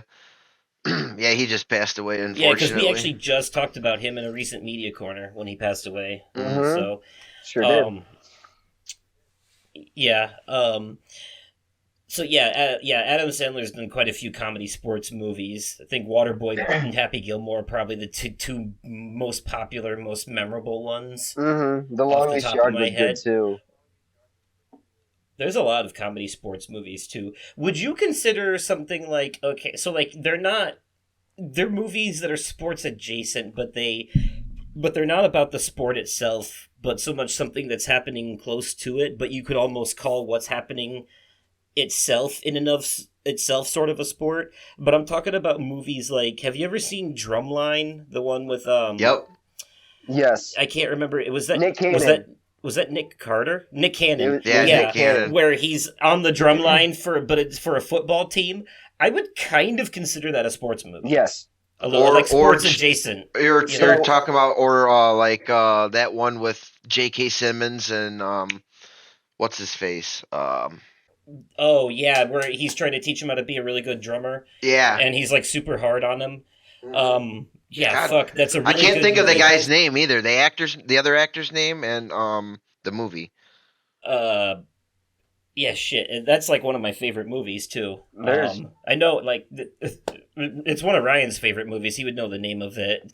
Carissa's husband, he loves that movie. But yeah, I would consider, like, Whiplash. Whiplash, that's right. Yeah, you can go pretty hard on music to the point where it's like a sport. Another couple. No joke about that. Miles Teller. Miles Teller? Yeah, he's been in a few other things recently, so. Another couple true. Yes, another Nick. couple true story sports films. Rudy and Mhm. Radio. Rudy, yes. couldn't Mhm. forget. And Radio, yeah. Rudy was Sean Ashmore? Yeah.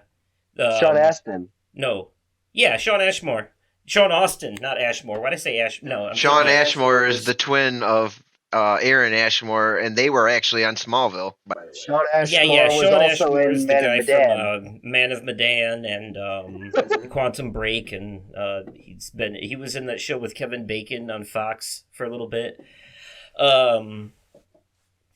Yeah, Sean Austin was Rudy, and then Cuba Gooding Jr. Radio. He was from the Goonies and Lord of the Rings. That's what you're talking about, Yeah. right? Yeah. Sean Austin, yeah. And the he was Goonies way Sam back in the day. Mhm. And he was also in season 2 of Stranger Things as well. Both really good movies, really good, like, underdog, hero, like, zero to hero type of situation. I really enjoy those. I really enjoy those, like, watching the comeuppance of someone who, like, started with nothing and becomes, like, really good at that.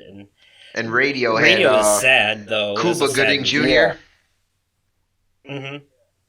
It was about a mentally disabled kid, right? Yeah. That's Yeah. that one, yep. Speaking of Cuba Gooding Jr., this kind of falls in this category, but he was in a movie with Beyonce a while back called The Fighting Temptations, where they were I've heard trying about to it. I never actually seen it, but I've heard about it. they were trying to save a church by participating in a singing competition, and their choir was made up of a bunch of, like, not your typical church people, like ex-convicts and drunks and stuff like that, but they all had beautiful singing voices. It's actually a great movie Interesting. with a great soundtrack. Yeah, I mean, it's very preachy because it's kind of a religious movie, but it's not as, it doesn't lean that heavy as, like, you know, something that was made by a religious company. It's still a pretty mainstream movie. But it's more about the music than anything. But I was just thinking that I would consider some, you know, music or dance competition movies they're not sports technically, but they do follow that same story formula a lot about, you know, team underdog versus team really good at this, and then, you know, them winning somehow in the end anyways, because the story needs them to. I'm thinking of stuff like, you know, like Pitch Perfect and Stomp the Yard, and pretty much any of those competition or dance competition, Step Up, stuff like that. Any of those types of Bring It stories. On. Bring It On, yeah. I actually enjoyed those movies. Yeah. Believe it or not, especially the first one with a young what's her face, Kristen Dunst, right? Yep.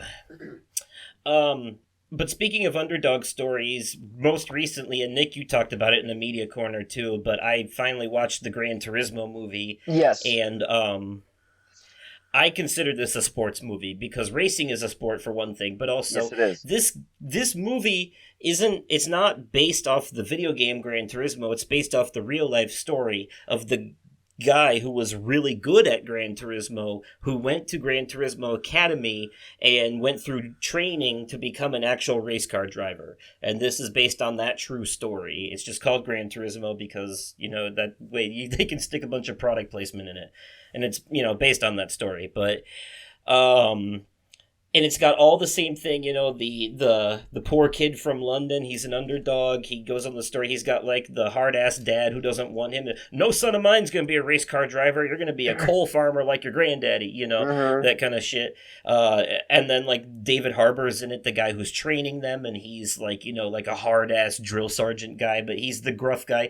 He used to be a race car driver, and then something bad happened, and, like, he quit, but now he's mentoring the guy who is, it's almost like the Karate Kid, where, like, he used to be a fighter himself and now he trains new fighters. He gave up on it. But they threw in the whole, like, tragic backstory thing that what made him quit, and someone has to convince him to come back, like, I swore I would never do it again, and, like, we need you, and he's like, no, and then, like, 5 scenes later, he's like, here I am, I changed my mind. It's that thing. I still think the funniest it follows the sports movie formula. Oh, yeah, absolutely. I still think the funniest line in this movie is, it feels nice to get out on your legs, out and stretch your legs, huh? I bet the last time you did that was to your mom's freezer to get a Hot Pocket. Yep. Yeah, David Harbour goes hard in this movie. Everyone's really good, though. Orlando Bloom was really good, and they absolutely nailed the accident scene. Like, I've seen side-by-side footage from the movie and the real-life accident that actually happened. Yeah. And it's almost shot for shot exactly the same. They did a really good job with that. Damn. And, that's one of the true parts of the story. David Harbour's character didn't exist in the real story, but, like, that accident... Yeah, that accident part definitely happened. Like, he actually did kill a pedestrian in that crash, but it wasn't his fault. It was the part they were trying to drive home. No, it was it was unavoidable. Drive home, no pun intended. It was unavoidable. But I like movies like that, and I like racing games, but I'll tell you this much. I find NASCAR itself to be boring as shit. Like, that is, like, I can't... Making another left turn! Yeah, and from a guy who's a gearhead and a mechanic and knows cars and loves cars and works on cars and drives cars, I don't like NASCAR either. Yeah. It's going around in a circle at 200 miles an hour for 3 hours. My uncle's dad used to watch that shit, like, every Sunday, and I don't understand. He would just sit on the couch with a beer and just watch NASCAR. I don't know. It's definitely a redneck thing. I can't, like... I don't know. No offense to anyone out there who likes it. I think most of the people who watch it are just hoping to see a crash, quite frankly. That's why a lot of people watch it, to be honest.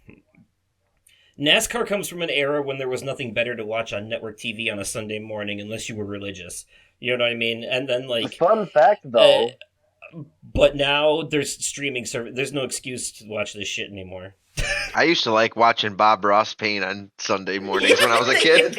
Did y'all hear that Frankie Muniz is in NASCAR now? What? He's racing. Oh, he's into racing. He's not. I don't think he's in NASCAR, but he's doing Formula One, I think. Okay. F1. Yeah, that's another beast. The Xfinity Those F1 Cup. cars control very differently from a normal car. Yeah, because they got them tiny wings in the front and the back, to give it the aerodynamics. So they're like not as much steel and protection either. That's why his ass flew off the road in that crash in that movie, because he was going too fast at the top of a hill and it was too windy and it literally carried him. Yeah. Like, he flew through the air, through the fence, and into the people. Uh-huh. Yeah. A bit inexperienced. Now, would we consider the Olympics having to be sports related? The Olympics is literally... Yeah, it's literally in its name. It's literally the a Olympic montage sports. of different sports competitions. Okay. So yeah, then I would Olympics consider the movie... They call it the Olympic sports. You're not wrong. Nick, answer me this. Is running, swimming, and jogging a sport. Yes. All right then. Okay. It's So exercise. I it's would a sport, consider in a the way. Johnny Knoxville movie, The Ringer, a sports movie. Yeah, that's A oh comedy my sports gosh. movie, yes. You guys have not seen. No, I've seen If that. you That's guys have funny. not I've seen this, it's so fucking funny. definitely a movie that that could not be made today, for sure. No, definitely not. But a fun Too trip many down people memory would get lane. butthurt. Yes. They actually did a South Park episode about that too, when Cartman joined the Special Olympics. They did that. Uh-huh. God, is there anything they haven't tackled? Quite frankly, No, because they just go with the current pop culture. Yeah, if it exists in pop And then culture, either South Park or Family Guy have tackled it, or somebody. Cartman joined NASCAR and got sponsored by what was it? Yep. And the way they do Oh. South Park, they can do it so quickly.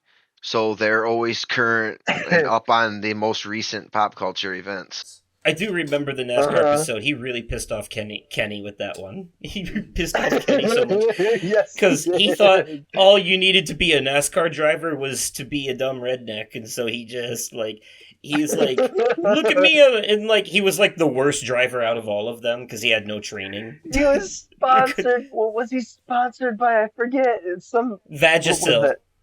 He was sponsored by Vagisil. He was sponsored by that's Vagisil, right. and he was eating it. And he was eating it too. And him eating it was actually literally making him dumber, like because he was poisoning himself by eating it. So reinforcing what he thought what was necessary to be a NASCAR driver. Yep, really stupid shit. I love it. But yeah, they've tackled a bunch of things. I was gonna say, does anyone remember the boxing movie where the girl gets her neck broke by landing on the stool? I think it's $1 Million Baby. Yeah, I don't think Does that I ever sound seen right? it. I think so. Yeah. Oh, that's a good one. It's a rough watch, but it's worth it. It's very emotional. It's another underdog story. I think that's a Clint Eastwood movie. Clint Eastwood, yeah. I mean, I guess if I'm going to mention that, I guess I can't talk about boxing movies and not mention Rocky, Sylvester Stallone, Apollo Creed, all that. Speaking of Carl Weathers, Yeah. Dolph Lundgren. There are people that are super big into fighting in real life that actually don't like when fighting's called a sport. They call it fighting. But I put it under that category in a looser way than most. I mean, I would consider boxing and wrestling to be a sport, but I would put maybe the UFC in its own category. Yeah, Especially, like Ronda Rousey and it's does. funny you say that because the people that are in the UFC, like the fighters and the commentary people who are actually involved in it, that's probably out of all the fighting, that's the people that are most don't like it being called a sport. You know what I mean? Right. I mean, to be fair though, I guess wrestling is technically more theater than sport. I mean, there's sport involved, Right. but wrestling is a very They call it sports WWE calls it sports entertainment. yeah, it's very acting based, and they build lore for fictional characters. Yeah, and stuff like that. But they still got to be Yeah. just as in shape as regular fighters. Yeah. Even though they're not really doing all that, it still takes a lot of stamina and just being, the way they are. Seems to be a mixture of like some real stuff going on, but then also like a lot of acting. It is. Like I don't think I mean, they might be to a degree, but I think there's a lot of like the same kind of like stunt performing you'd see in movies when they're hitting each other with chairs and shit. Right. But they got to make the punches and all that stuff look so real that there's people that are better at it than others, I mean, they're definitely actually like they're actually like grabbing each other and slamming each other on the ground and shit. So there is real stuff happening, but they're also on a. Oh yeah, like, there's no way when you they- can fake when they- those injuries.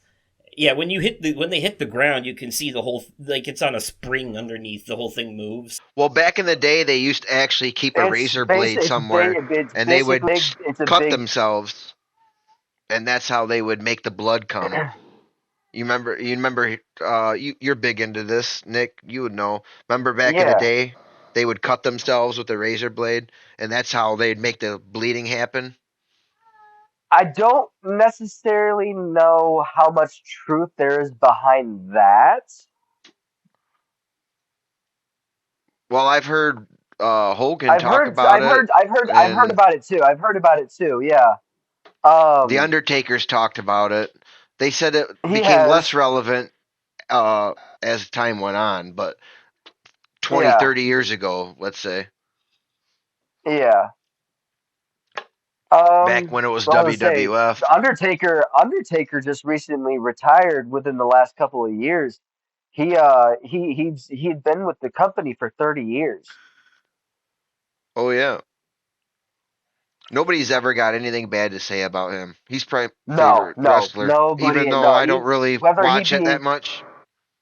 whether he be a heel or whether he be a face, everybody loves the Undertaker. Right. Um, yeah. So Nick, wrestling is definitely a big thing for you. You're very passionate Yes, about it. yes. You mentioned to me earlier that you had some stuff you wanted to Uh get out huh. there, Yes. in Okay. regards to wrestling, because it is a sport technically. Yes. So, it's sports adjacent too, so it counts. Any excuse. So you have the floor. Okay, so we are in right now what we call in the wrestling community WrestleMania season. Basically, WrestleMania, the best way to describe it is it is the Super Bowl of the WWE. It is the biggest event for the WWE that they have every year. So basically, the road to WrestleMania starts with the Royal Rumble in January. The winner of the Royal Rumble gets gets their ticket punched to the main event of WrestleMania, and you're looking at you got two different champions right now. We got Seth Rollins, who is the World Heavyweight Champion. We have Roman Reigns, and he just needs to be dethroned at this point because he's held on to that title for far too goddamn long.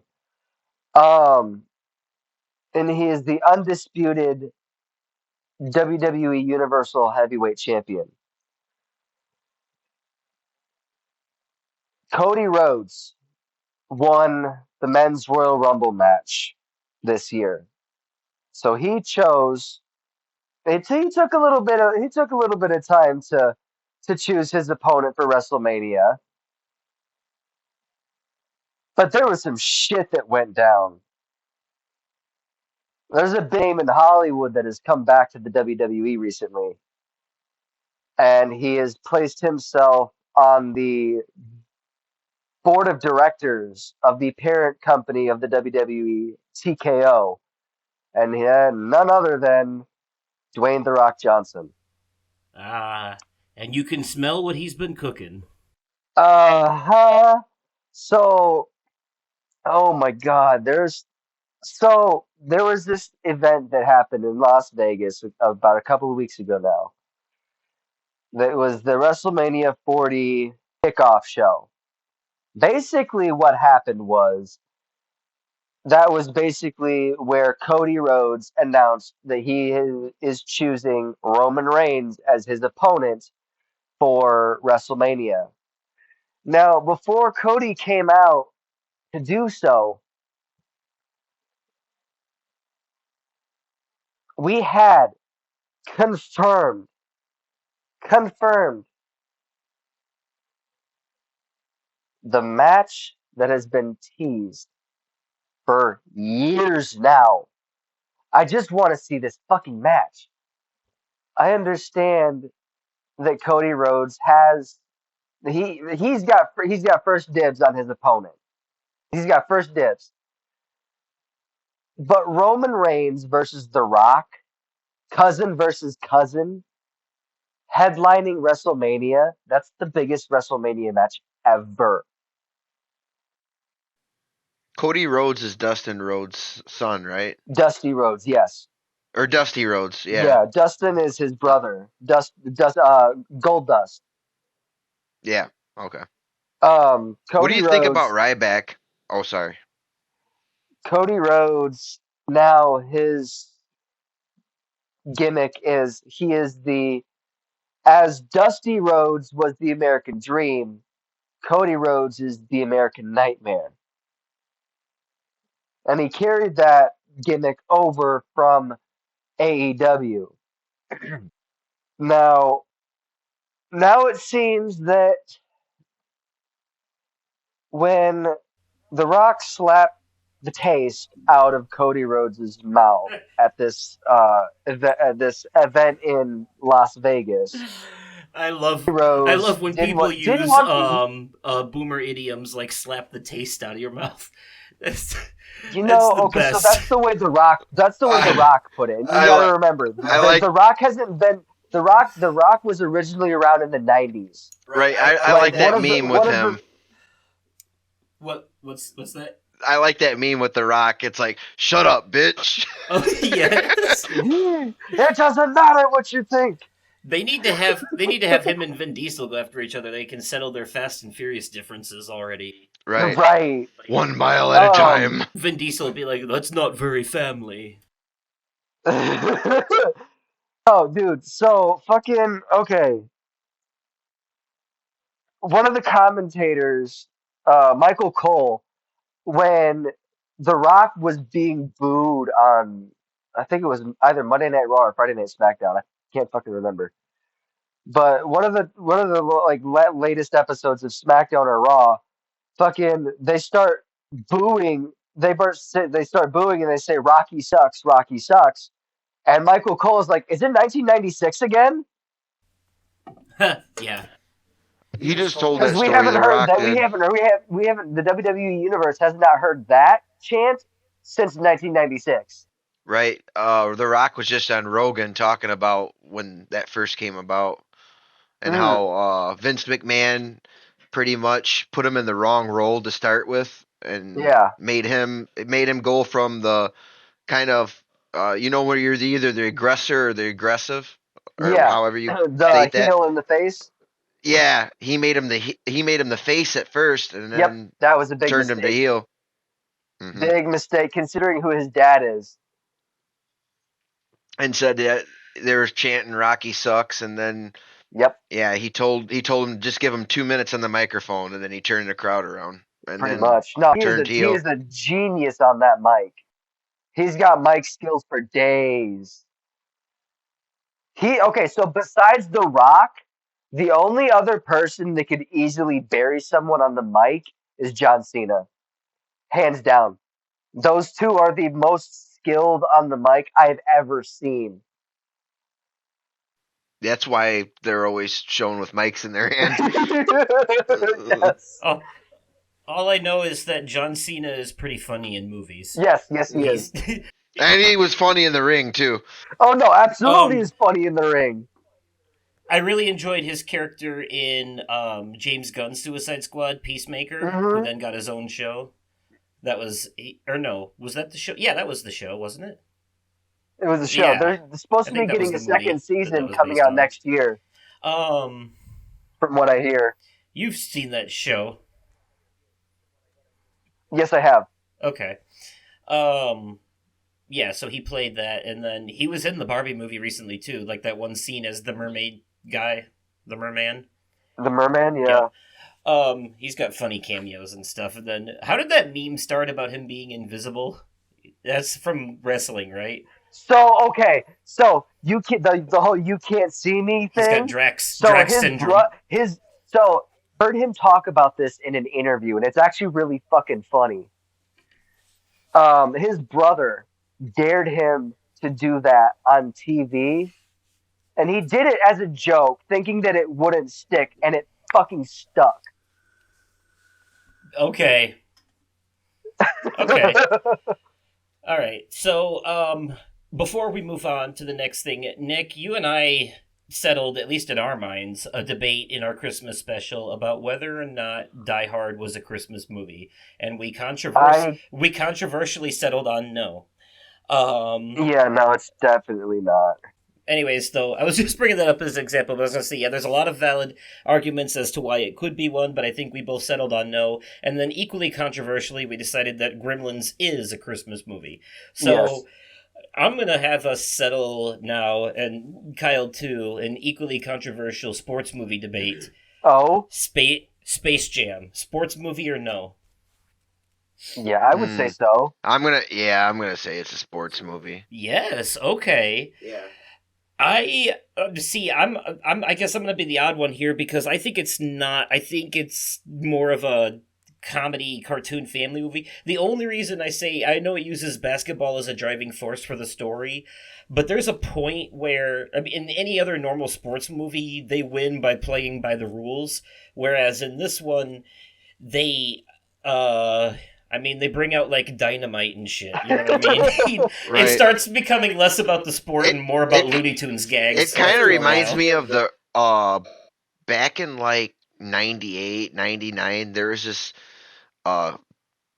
group of games called backyard baseball, backyard football, backyard soccer. I remember that you could those. put the CD in the ROM and play it, and it was kind of like that. It was cartoonish, and like so the football one, you would catch the football, and then somebody goes to tackle you, you could hit the burrow button and burrow underground and pop up in the end zone. Oh, and shit like that. Yeah, and but you had to strategically use it because you wouldn't have those options all game. So it still was kind of challenging, but that's kind of what it reminded me of. Interesting. Okay. I mean, the movie does focus on basketball, but I think it's more about Looney Tunes. They just used Michael Jordan as an excuse to get asses in seats. They had other NBA like, superstars in there too. Yeah, it wasn't just him. There was a lot. Yeah. And then LeBron redid it, right? Did y'all? Yeah, LeBron did. I've never seen it, by the way. Have either of you? Yeah, I was gonna ask if we can all agree that the second one's terrible. Because I knew it was gonna be, so I didn't want to watch it. Plus, I don't like LeBron, so it equally made it fine. I mean, it had its moments. The parts with the Looney Tunes are tolerable, but the rest of the movie's pretty bad. And I don't know. I didn't like the animation that they did later on, and like the way that the game, like the actual basketball game like I just said in the first one.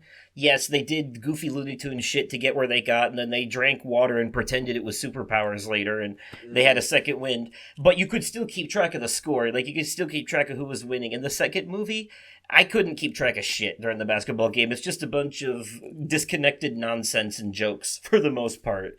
Right. So I guess there's an argument that the first one actually is a sports movie when you compare it to the sequel. Yeah. No, I agree with that 100%. But I'm going to be the second one is a disjointed mess. The goal is still the sport. I'm going to be the unpopular one here, though. The second movie is just WB filleting themselves. Like the audience is in that one is literally the entire audience for the basketball game is just a bunch of characters from all their different movies and TV shows. That movie was nothing but fan service. So essentially, you're saying number 2 is just like, look at how much CGI is improved. Essentially. Yeah, it was a very CGI movie. That much is for sure. I'm gonna be the part animation, one, but yeah, I liked it. It was. I liked it. Look, Rick and Morty wants so bad for people to forget that they were in that movie that in the show they canonically kill off the versions of themselves that made a cameo in that movie.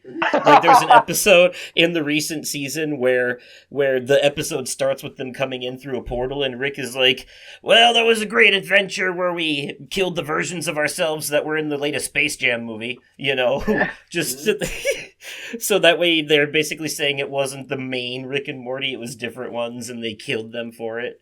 That's how embarrassed they were to be in it. Okay. Yeah. The first one I got a lot of nostalgia for. I actually don't think the first one is as good of a movie as we remember it being either. I just think like we have a lot of nostalgia for it, so Yeah. that's what it is. I Yeah, thought I thought I seeing even would say I would. I thought seeing the aliens make a cameo from the first Space Jam movie was pretty cool. Yeah, that was cool. That was cool. Um, but so since you were talking about wrestling and stuff, Nick, I think that's a good segue too into sports video games. Yes. Because I know you're a big fan of the WWE 2K, Yes. such and such games. Yes. And you just pre-ordered the new one Yes, I that's did. about to come out. It comes By out- the time people are hearing this, it'll have been out. But Yeah. As of this recording, it comes out Tuesday. yes, And I am super excited for this. They spread out the DLC, the post launch, the post launch DLC packs more across they spread them out more. So we got one coming here. Let me pull up the calendar for these. speaking of the Season WWE games, pass. while you're looking that up, I'll say real quick. I think I mentioned this before, but the YouTube channel Dead Meat that does the kill counts for different horror movies and stuff, and they're not just kill counts, folks. It's not like, oh, why would I watch this video of the movie I've already seen where they just count the kill? I know who died. It's not about that. It's about the behind the scenes stuff. They show you how they Right. did it. They show you like Mhm. you know, like the makeup stuff, and they give you fun facts, and they tell you other movies that the actors are in. It's a film buff's trivia dream stuff. You know, it's for movie lovers. It's a movie lovers thing. But another thing they do is for the WWE games custom character creators, every year they do this thing called Horror Royal Rumble where they create a bunch of horror characters in the WWE games, famous ones like, you know, Freddy, Jason, Megan Fox from Jennifer's Body, Megan from that movie, you know, any character they can realistically create with the custom character creator in the game, and they Makes put a sense. painstaking amount of effort into it, and then they pitch these characters against each other in a tournament style bracket to see who comes out on top as the ultimate horror villain in a wrestling match. Okay. So basically a bunch of horror icons wrestling each other. And it's really cool, actually. One of the things they do, that and they do the Dead Meat Horror Awards, which airs live tomorrow night. That is their official, it's the official horror movie Oscars. Like, they are Okay. Hollywood insiders. This is literally the only, like, I mean, it's not the only one, but this is the only horror award show that I really know of. And they get snubbed at the Oscars a lot. So and they actually get celebrities that have been in the movies and shit involved in Mhm. this. I mean, like I Nice. said, James and Chelsea, they used to be neighbors with Betty White. Like, they're not strangers to, they've been in movies and stuff. They're not strangers to Hollywood. Okay. So tomorrow night, and I'll probably talk about it in the next episode or something, but tomorrow night is the official Dead Meat Horror Awards, and I get to see, like, which movies win what. Saw X Okay. and Megan and shit like that got nominated for a lot of things, so... We got have you found your calendar? Yes, we've got DLC pack bundle number 1, the EC Punk pack dropping May 15th. We've got the second DLC pack, Post Malone and Friends pack, really dropping June 26th. Yes, Post Malone will be a playable character. the DLC 3 pack is the Pat McAfee pack, dropping July 24th. Global Superstars pack, dropping September 20th. The WCW DLC pack, which is the 5th and final, dropping on November 13th.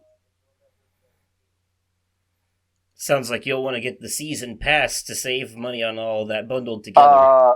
Why do you think I got the highest edition possible? It comes with the season pass. Oh, you pre-ordered the deluxe edition coming with the season pass right Correct. away, like I did with with that Final Fantasy rhythm game last I year. do every year. And then got all the tracks as they came out. I do every year. Tradition. Yes. Well, on that sports game talk too, speaking of every year, Kyle, there was a point where you and Ryan, not the Ryan that my audience knows, a different Ryan, you guys used to play like the latest Madden game every year, didn't you? Yeah. And stuff like that. Mm-hmm. You haven't touched one of those in a while, have you? No. 2020 was the last time we used to go in on the game every year and then play it. I heard they started making a lot of changes people didn't like, and after a while. Well, yeah, they would make changes. They would go a couple of years, they'd have a good thing, and then they'd be like, "Oh, let's just get rid of it now." And then they just it was just regurgitating the same thing over and over again, and giving you really another thing is EA never seems to listen to their clientele. Yeah, they make a lot of bad choices. It's a shame too that they publish a lot of games for developers that make really good shit too, like It Takes Two, that game that won Game of the Year a few years back, developed by a great indie developer who is unfortunately bound by the shackles of EA as a publisher because they don't have the funds to publish their own games, you know.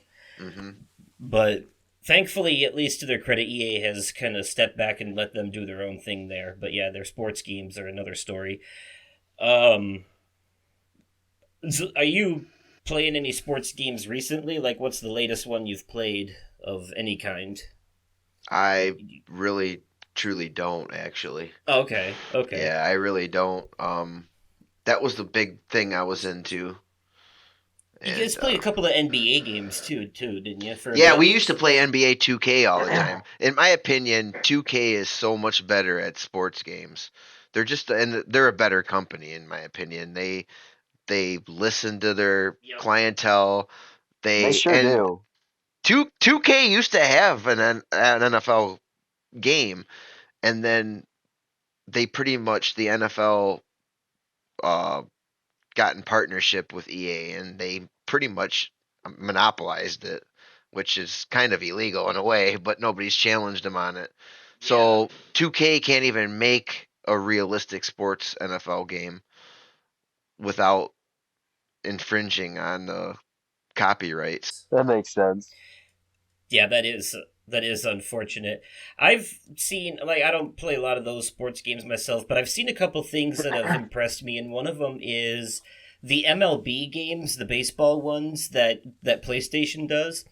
One of the ones that they did a couple years back, they introduced like a story mode, like a career mode, where you could create your own character and stuff and play for a team, and it would play like any other MLB game, like, you know, sports game gameplay wise, but then the story would change depending on like how many games you won and lost and stuff, and it would like affect your character's career, you know. Oh, that's kind of cool. Played around it. Yeah, and I thought that was kind of an interesting take. Like, oh, I've never seen like a sports game have like a story mode except for like some racing games, you know. Right. It's almost like you're following a certain player's career. Yeah, because usually sports games are all about like getting your buddies together to play a couple of rounds of Madden or whatever, you know, to be, you know, with the brewskis and the bros. That's basically what it was back in the day in Ryan's basement. You guys playing those sports games. Right. It's more or less. That's what they do with the WWE 2K games. The cover superstar, they basically showcase that superstar's career, and there's unlockables that aren't unlockable any other way unless you play through the showcase, showcasing that specific this one specifically for 2K24 just so happens to be Cody Rhodes. Mm. and I think they're doing a secondary showcase for the 40 years of WrestleMania edition, which just so happens to be the one I pre-ordered. They're doing an additional showcase, basically showcasing all of the most iconic WrestleMania matches over the past 40 years. Okay. So for me, and there's a couple of things that I wanted to touch on before we moved on little bit more on 2K24. There's some new features, and they're bringing back some matches that they haven't had in the game in a while. They are bringing back the special guest referee option. They are bringing in the casket matches and the ambulance matches as well. And for the backstage balls now, there are the items, even the items that you can pull out from underneath the ring and use as weapons are now throwable. So, like that in the backstage area, there's breakable glass where you can break into like a vending machine and physically throw soda cans at your opponent, trying to it's fucking funny. I love that. It's awesome. That sounds ridiculous. I love that. There was a scene in Gears of War where you could do that when you're in this abandoned cafeteria. Speaking of like weird wrestling stuff, does anyone remember that like very obscure Simpsons wrestling game that had like the Buff Flanders? I never played it, but yes, I remember it. I remember that one not doing very well. No, I can't. Going talk about this. Slightly off game topic, but I just wanted to bring this up because it just randomly popped in my head. Speaking of this, you remember Celebrity Deathmatch? Yes. Yes. Yep. That was basically like a. That was basically a wrestling thing. Clay animation too. Wow, the sing-song way that you said that, Nick, you legit sounded like an actual commercial just now. Like, I know you were trying to be sarcastic, but it came across so genuine. Like you sounded like an actual excited spokesperson. He's like, and now on Paramount Plus. Yes. You can find it on Paramount Plus, or every Sunday at 6 a.m. on Fox Kids, Like kids will be up at 6 a.m. At that age, we were. I got up on early as fuck on Saturday morning. Not the ones now. They've been on their phone since 4 a.m. No, because they can get Bluey on their iPad at 2 in the afternoon. They don't need to get up early to catch back when we were growing up, you had to get up early to catch the latest X-Men or Bobby's World or whatever, or you were going to miss it. You didn't, Yeah. And then you would be the loser at school that didn't see the latest episode or whatever, Nobody, nothing, we had the kids' version of Water Cooler Talk with our Saturday morning cartoons at school. You said you had one more thing to touch on with the wrestling thing, Yeah.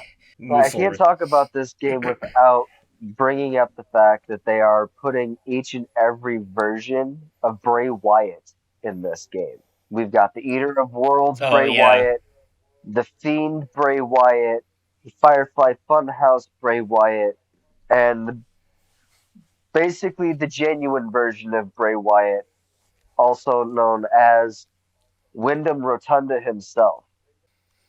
A good way to pay homage to a departed legend. Yes, no, absolutely. And I think if rumors are true, because the WWE themselves, I don't think the WWE has said anything about it themselves.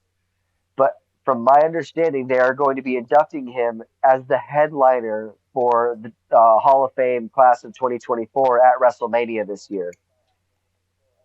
And then next year, WWE 2K25, the showcase superstar is going to be Bray Wyatt, from my understanding. Okay. For 2K25. So, for me, obviously, I don't play like a lot of, if any, traditional sports games. I do like racing games, but I don't think the racing games that I play could really be considered sports games because they're not like Gran Turismo, or Forza Horizon, or NASCAR. It's more shit like Burnout, Need for Speed, Mario Kart, stuff like that. Or Rocket League. Rocket League, yeah. Well, technically, that's a sports game. I have an on-the-record question for you, soccer. Justin. It's soccer with race cars. I have an count. on-the-record question for you, Justin. Yes. Well, that would just be a question then. What is it? Yes. So once 2K24 is out and has been out for a while, would you be down for renting a copy of it from GameFly and playing and doing a Let's Play with me online? Oh shit, did you buy it digitally or? I bought it digitally, yes. You know what, that'll still work. What we'll do is, does it have local multiplayer or online only? It has online and local. Alright, then after it comes out, after you come around the next time, we can just download it on the PS5 here from your account and play it that way. Okay. We'll do it local. That'll work easier, but yeah, we can do that. Okay. But I have played, I guess, what you could call a lot of sports adjacent games, things that involve shit like mini golf. There was a game on Steam called Golf with Your Friends that's like an online multiplayer golf game, but it's like that wacky, like physics defying mini golf type stuff. I used to, Nick, do you remember on the PS3 I had this bowling game called High Velocity Bowling where you'd have to hold the controller sideways, and it was like, I remember, yes. It was motion censored, so when you like rolled it, it was almost like Wii bowling, but you didn't have to do the trigger, but it's the same concept. It can tell by the controller itself when you're throwing the ball. That was cool. You could use the Move controllers too for that, couldn't you? Yes, after they were introduced, you could. We also used that for a mini golf game, the Move controllers, and then there was the sports champions games 1 and 2, which was basically PlayStation's version of Wii Sports. Pretty much, which I included in that. There's a Nintendo Switch sports game that I want to get that's similar to Wii Sports. Bowling is a sport, golf is a sport, so I consider all that. Disc golf was on there, volleyball. Sure was. All kinds of archery, I guess, is technically a sport. I mean, if you want to get fencing. If you want to get that technical, though, I guess. I mean, a lot of people are into this axe throwing lately. There's that. Hunting games are technically sports games. Yeah, hunting is a sport. Fishing is a sport, technically. Too, and there's a lot of hunting and fishing games. There's a lot of fishing mini games in games that are not fishing games. I remember used to play that. Remember handheld games? Yes. There used to be a fishing game where you would go like that, and you would have the little handle crank. It had the crank on it. Yeah, it's just like that little like made by like Radica, those people that made those handheld games all the time, like Solitaire and all that. Yep. It was like that little Game & Watch style animation where it was just lighting up different parts of a screen. I think I had the Bass Pro one. That's what I had. The fishing minigame in Final Fantasy 15 was so popular that they released it they released a standalone fishing VR game set in that universe. Really? Yep. Okay. I will say, speaking of Final Fantasy and sports, there's actually in Final Fantasy X, there's a sport called Blitzball that I actually kind of enjoyed playing. Picture underwater soccer basketball. It's basically two teams. They're swimming around in the water. There's a goal on both sides, and they're like dribbling the ball by holding it in their hands. And they come up on each other when one of them runs into a group of other people on the other team. They have to stop, and they have to choose whether to try to like push through them or throw the ball to another, like pass it to another player. And when they do that, the people that are blocking them, if they try to push through them, they have a chance to try and grab the ball from them, or if they're passing it, they have a chance to try and stop it from reaching the other player. And the goal is, I mean, obviously the goal is like to get your best player swimming to the other team's goal and shoot, and you want your, because it's a video game, it's all stat based, so you want your shot power to be higher than the goalie's block power. But overall, though, it's basically like underwater soccer more than anything. And I actually spent hours playing that in that game, and I'm definitely I'm not a big sports guy, obviously, but that was I don't know, I found Blitzball very addicting, weirdly enough. It's very hard the first time you play it, but you get better at it. If we're gonna talk So, about fictional sports, I can't Quidditch. not talk about Quidditch. Yeah. I knew it. I knew you, fucking Harry Potter guy. I knew it. I knew it. You're getting predictable. A little bit. Yeah, talk about it. Talk about Quidditch. Man. Okay, so it's Can't quit this itch. all right. I'm gonna do a quick The golden snitch. Google search because I don't exactly. You don't need to. You don't need to do a Google search for Quidditch. You've seen the movies and read the books. It's very simple. It's very easy to explain. A bunch of witches fly around on a broom Right. and try to catch a flying golden ball while He's trying throwing to- balls at each other to knock each other off their broom. He's trying to give you the online synopsis. So, the Seeker, who is actually the one that is like I don't remember all of the different names of all of the different balls in the game, but the most important one is the golden snitch, and that the Seeker Yeah. that catches that ends the game and wins the game for their house. Yeah, I remember. It's basically just a whole big chaotic chase. There's a seeker on both Uh-huh. teams. They're trying to catch the snitch. They're being bludgeoned by other team members. There's different roles. I don't remember the roles I either. think But It almost seemed like now that I I remember it as like soccer on brooms. one of the Yeah. one of the balls. Now that I think about it, is the bludger. there's like an offense and defense on both teams. Is what I'm saying, more or less. Everyone has got like a player that they're supposed to stick on and guard, kind of Yeah. like basketball. It almost seemed kind of like a mix between a fictional game that was a mix between soccer, football, and people flying on brooms Pretty doing much. Basically, more or less, yeah. And it's not even about goals, although you can make goals by throwing the regular balls through Yes. the hoops too. I remember Correct. that. It's not just catching the snitch wins the game immediately, but there's another way you can win by scoring Yes. points. So while the seekers are trying to catch the snitch, other players are going around trying to score points the traditional way at the Yes. same time. Very chaotic. Yeah. I remember that. I actually started to remember it more as we talked about it. You know how this shit starts Uh-huh. coming back to you as you discuss it. There's some okay. it. You're like, I don't know nothing about this shit no more. Oh wait, yep. Oh, I'm a novice again. I actually remember I had a card game based off Quidditch, like an actual like card game you could play, that had like all the different roles and the different balls and stuff as different cards. It Now was crazy. I know we talked about this in the last episode that we did, the Media Corner Revisited Part 1. Mhm. I'm really fucking hoping that with this new update that they're going to be doing to Hogwarts Legacy, they'll actually bring Quidditch to the fucking game. Right? Yeah, you mentioned that before. Speaking of fictional sports stuff, anyone remember the Sarcastable episode of South Yes. Park? Where Where Randy vaguely, but yes.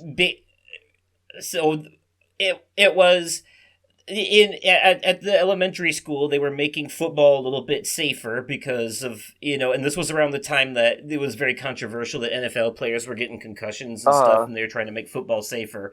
So it was commentary on that, yeah.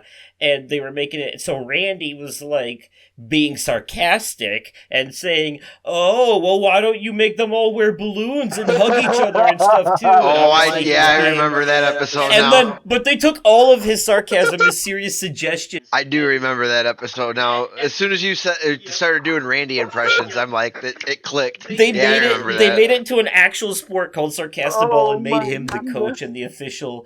And I don't want to talk about the other part of the episode though. Butter's energy drink, Butter's creamy goo. That was not very good. But the Sarcastable part was hilarious. I thought that was pretty funny. But on that topic of like sports like parody stuff or like jokes and sports adjacent stuff, Remember we talked in the Christmas episode about things that had like Christmas special episodes but aren't normally a Yeah. Christmas thing, like Family Guy and all that. I think it's worth mentioning the pilot episode of Family Guy was they gave all this money back. They dropped it all at a Super Bowl at the end. This money that they weren't supposed to. But I think the most popular sports related Family Guy episode would be the one Yes, where Peter plays for the New England Shapoopy. Patriots and does the Shapoopy song at the end. Uh-huh. Yep. It's got Tom Brady in it.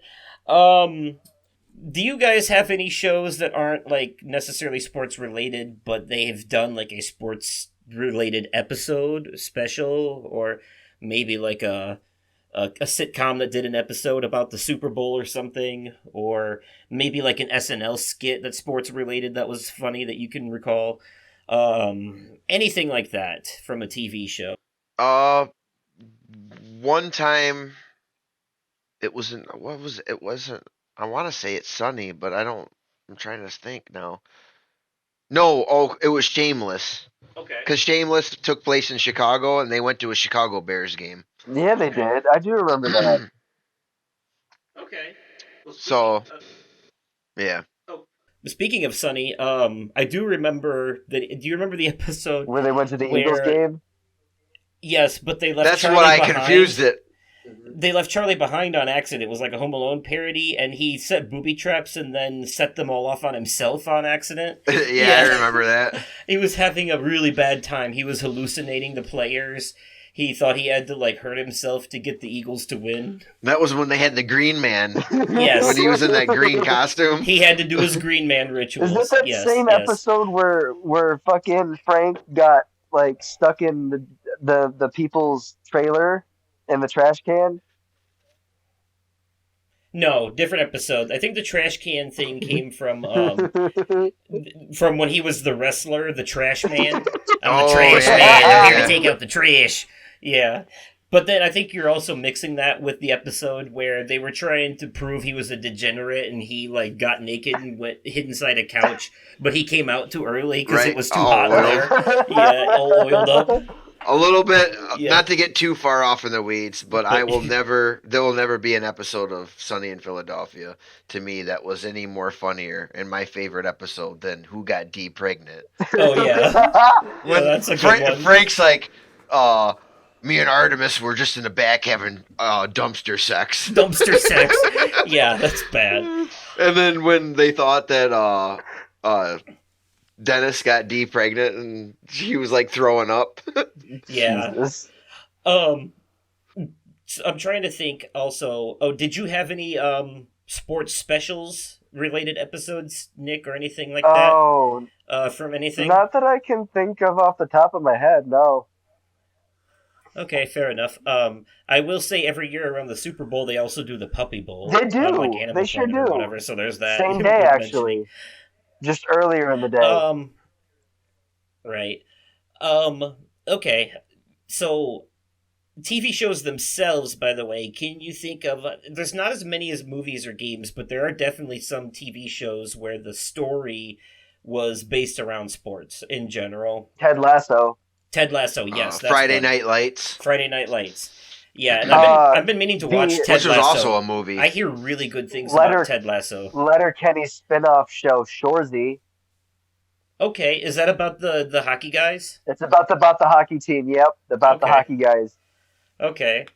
Yeah, and Friday Night Lights, that's a big one. That's probably like, besides that and Ted Lasso, though, I struggle to It's the think big of one, yeah. a lot of them. Blue Mountain State. Okay. Yeah, Blue Mountain State was, that was around Smallville time. I'm actually going to see if I can pull up a list real quick that I can rapid fire, because it's a lot easier to think of movies and video games because there's a lot of them, but there seems to be a lot less sports-based TV shows. Oh, Welcome to Wrexham, but that one's like real. It's like a documentary, but that's about Ryan Reynolds and Rob McElhenney's football team that they coach and own. Yes. Cobra Kai. Cobra Kai. Oh, Cobra Kai, yes. The How could I Karate Kid forget? sequel. That's like one of my favorite shows. How could I forget about that? The League. Oh yeah, the league, and they Okay. always had regular like sports players on it.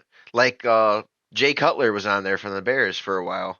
He was on a couple of episodes. So they would have like popular sports people, like Let me get Dennis it. Rodman, and I think mainly it was NFL. There was a Mighty Ducks show too. There's a Mighty Ducks show too on the Yeah. like Disney Plus or whatever, right? Yeah. Let me get a little nostalgia. Little nostalgic on you. Nickelodeon's Guts. Okay, that's more of a game show, I think. No, that one Wouldn't you was say? that one was more like triathlon based stuff. So Okay, fair um, enough. I will give also that. yeah, no, it's yeah, no, So that you one was so that was you are you saying things like Legend of the Hidden Temple would be considered that because it was like No, a that's race? a game. That's an obstacle course because Yeah. then I have to consider Ultimate Ninja Warrior a sports show, and I don't. Yeah, that's what okay, that's what. fair. Well, the way it So was yeah, said, it no, was like Guts you're is getting into basically that. the kids' version of Ultimate Ninja Warrior. I actually never seen that. That's why I didn't even know that show. Fair. I don't remember that. And maybe if I actually seen it, I'd be like, oh, I remember that now. But that's one of those things like without seeing it, I don't quite remember it. Fair enough. Just a few off this list here too. I don't know if all Blue Mountain State Yes. 2010 show, Blue Mountain State, yeah. Eastbound and Down, All American, Brockmire, Coach, Heels, Pitch. Oh, Coach! That you know, 1989. How could I forget about Heels? That was a Stars show based on wrestling, and Stephen Amell was in it. fun fact: Coach had the main character. The coach was Craig T. Nelson, and his assistant coach was the guy who voices Patrick Star in SpongeBob. Okay. Interesting. If He you look was it up, also, according to this, he's also Mr. Incredible in The Incredibles. Yeah. Okay. so if you look him up, yeah, he's Patrick Star. Craig T. Nelson's the coach, but he played what's his name, by the way? I can't remember. I thought you had it pulled up. That's why I was. No, it's just telling me the list of movies or their shows themselves, and then like there's a And- few facts yeah. here, a few trivia facts, but not all of that. Did I mention A League of Their Own? That's on here Based too. based Oh, on was that the a- Rockford Peaches. Yeah, and it was a movie with Tom Hanks and It Gina sure Davis. was. That stadium is still standing to this day. Playmakers, which was a ESPN drama documentary that came out in 2003. The Contender, 2005. Okay. Let's see. There was a show called Basketball or Nothing as well. Came out a little obscure further down the list there, but okay. I think that I'm gonna go out on a limb here. It's a game show, but it's also considered sports related. Holy moly! It's a mini golf show. okay. I was gonna say explain, but you just did mini golf. All right, yeah, sports adjacent. Golf is a sport, technically.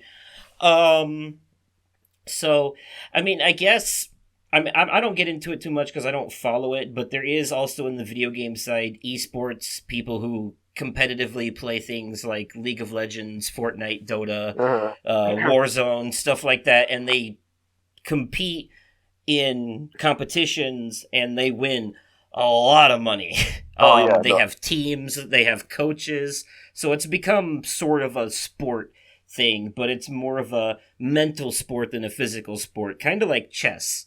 Because there is like chess gets played competitively like a sport too. Or some kinds of certain card poker games or online poker games. That's considered a sport in some genres. To be as good at these games as these guys are, though, there is a lot of training involved, just like in actual sports. A lot of practice, just like in actual sports. And a lot of, like, because they have to be, like, mentally clear in these moments, too. They can't go into these competitions, like, half awake, because they're not performing at their best. So, there's a lot of that shit, too, watching what they eat and stuff. So it's treated the same. They exercise just for the sake of, not because they need it physically, but because they need to be because your physical health affects your mental health too. So if one is bad, then the other one will probably be bad as well. Right. So they kind of need that to be on the top of their game, regardless. So, yeah, and there's also a lot of hand-eye coordination to speak of. I mean, I see, people on the regular struggle to make simple jumps in platformer games. These guys would never have that problem. That's why they're professionals. Yeah. That's, what I'm saying. They don't make the mistakes we do, when we play games, us normies, us plebs. They make mistakes, though, but they're not to that level. They're, yeah. So, needless to say, Nick, if you and I ever ran into one of them in a round of Fortnite, we wouldn't stand a chance. Hell no. I would just give up right then and there. But okay. Before we start wrapping this up here, I want to ask you guys about the sports teams and players that you like.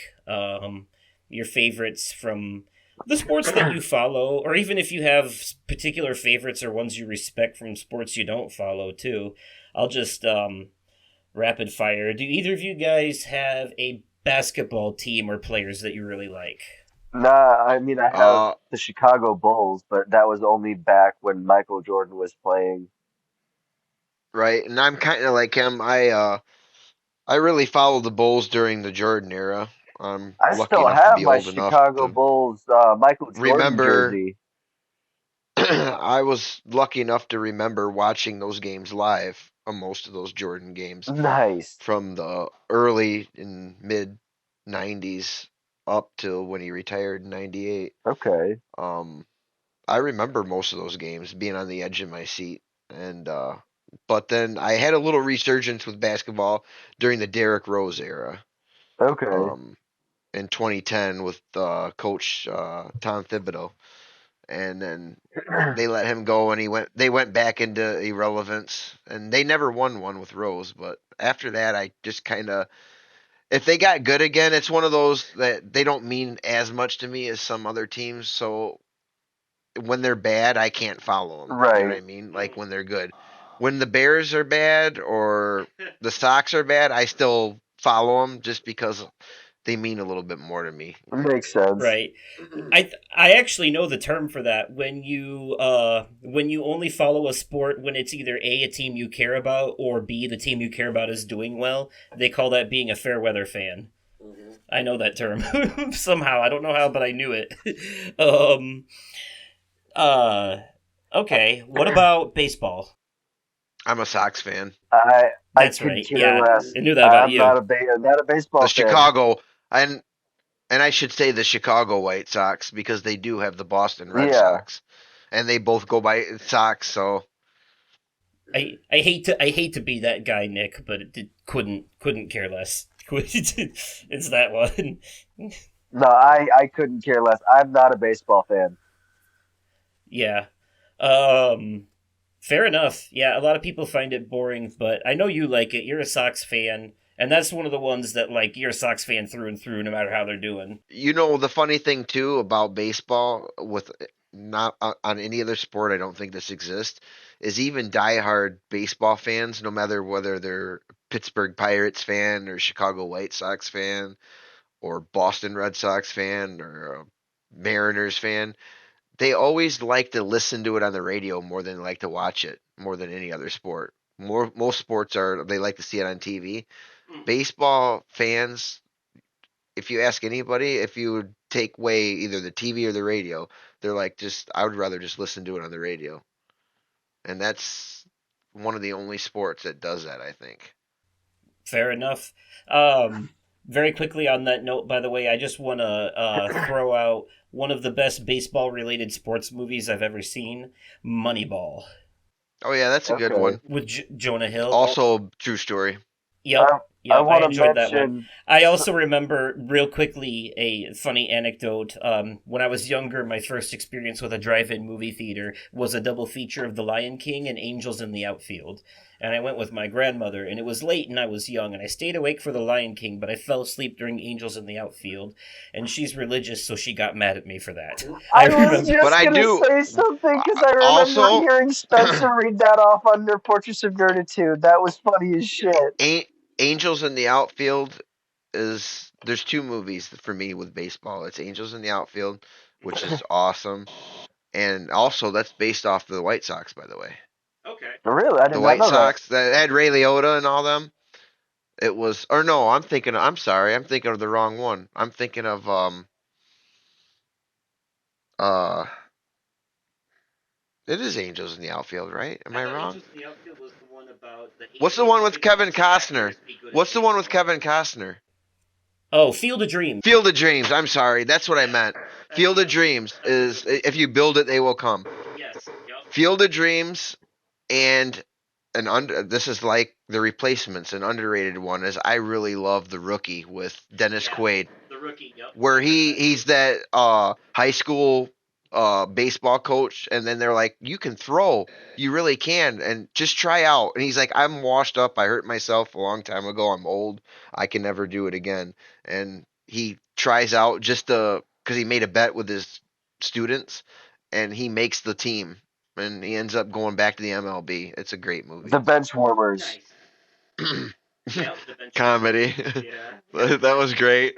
They had what's his face? That was Nick Swartzen was that hilarious. was the in South that. Park guys. That was one of theirs. That movie was that they did. They were in it, Matt and Trey. Were they? They were like the two main dudes. I think. Yeah, I don't remember that. I think it was the bench warmers. That was The them. bench warmers was That Rob was a Schneider, David- that John was a Heater, and Nick Swartzen. Oh no, it's not. Spade. And Yeah, David you're right. Spade. It's not the bench warmers. It's they did a basketball. That's what I'm Basketball, thinking okay. of. Basketball is Matt and Trey. Yep. That's what they did. Yep, that one. That was theirs. That was theirs. And Book of Mormon, they did too. Okay. Off of that, football. Obviously, I know the answers, but the audience doesn't. The Bears. Yeah, the Bears. Yes. I remember that too because for a while, Kyle, your whole personality in our group was basically the Bears guy. So like every year for Christmas The or your Bears. birthday, you would just get like bombarded with Bears memorabilia as The gifts Bears. from like everybody. Like how many Bears coffee mugs and beer cooler cups do you have now? A lot. And Bears blankets and Oh yeah, I have Bears blankets everywhere. Yep, exactly. It's still one where they disappoint me most of the times, but I still love them. Yep. One of the stick with them no matter what type of situation. I haven't missed a Bears game since I was grounded because I was 5 years old and throwing a tantrum.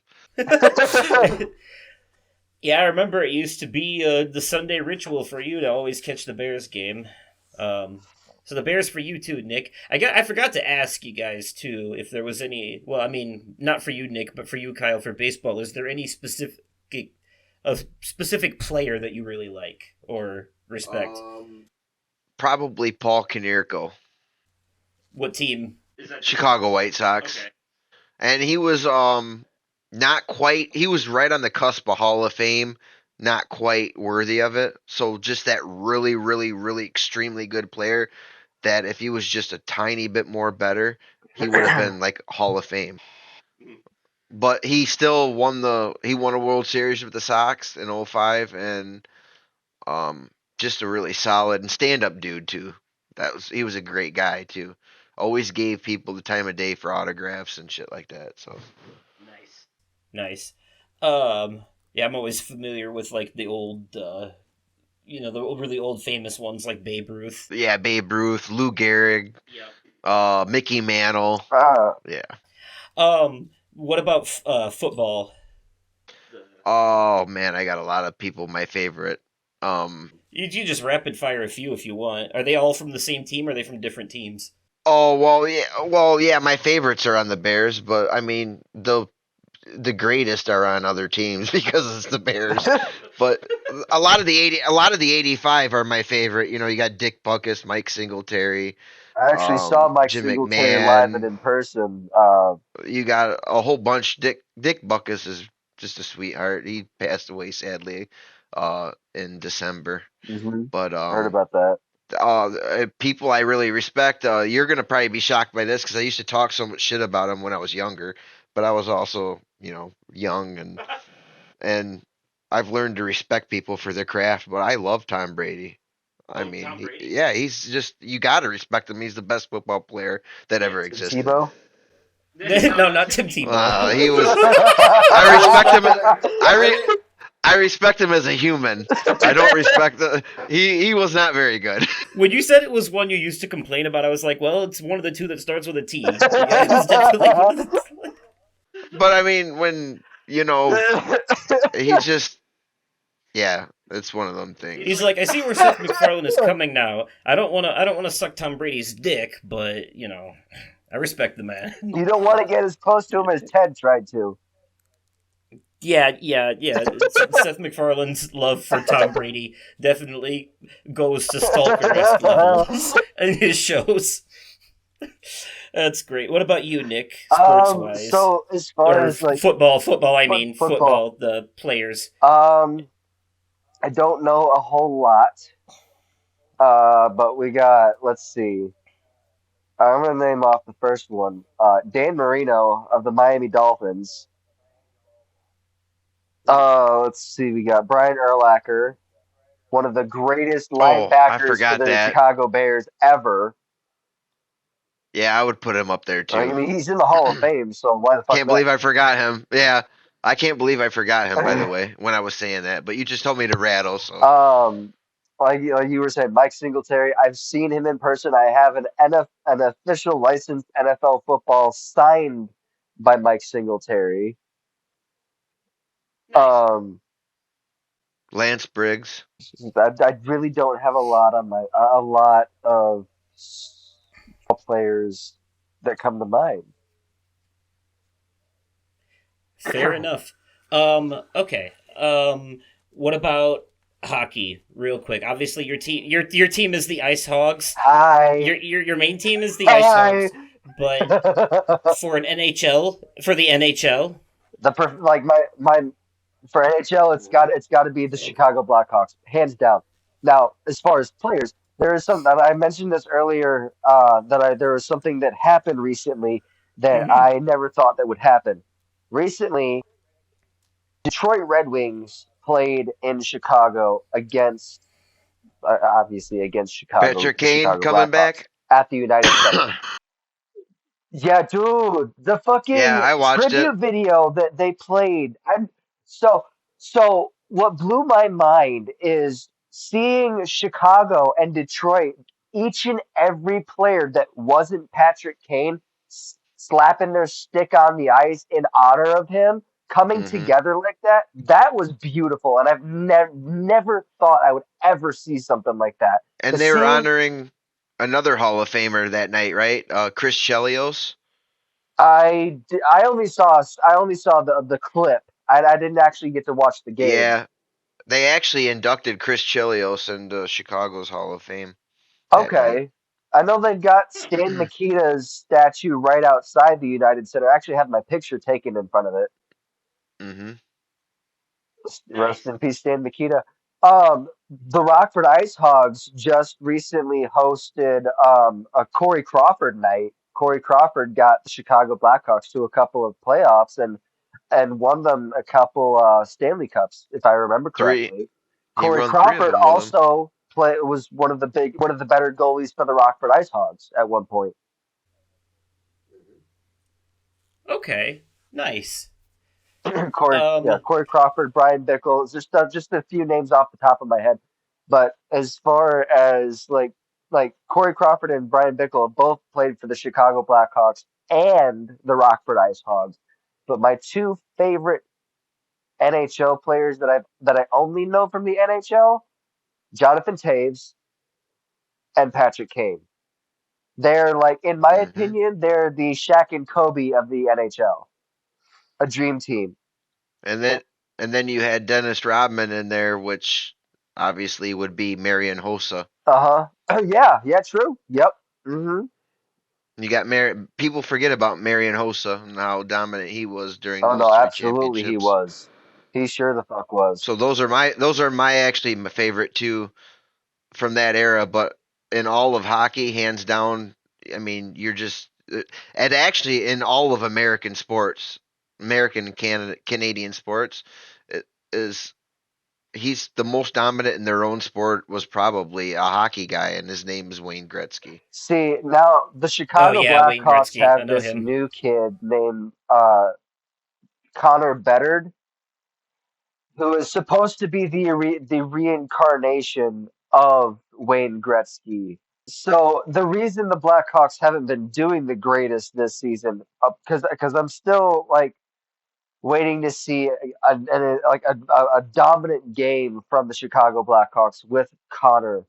But from my understanding, Connor's been on injury for a majority of the season. This kid's 18 playing for a major league hockey team right Yeah, out of fucking high school.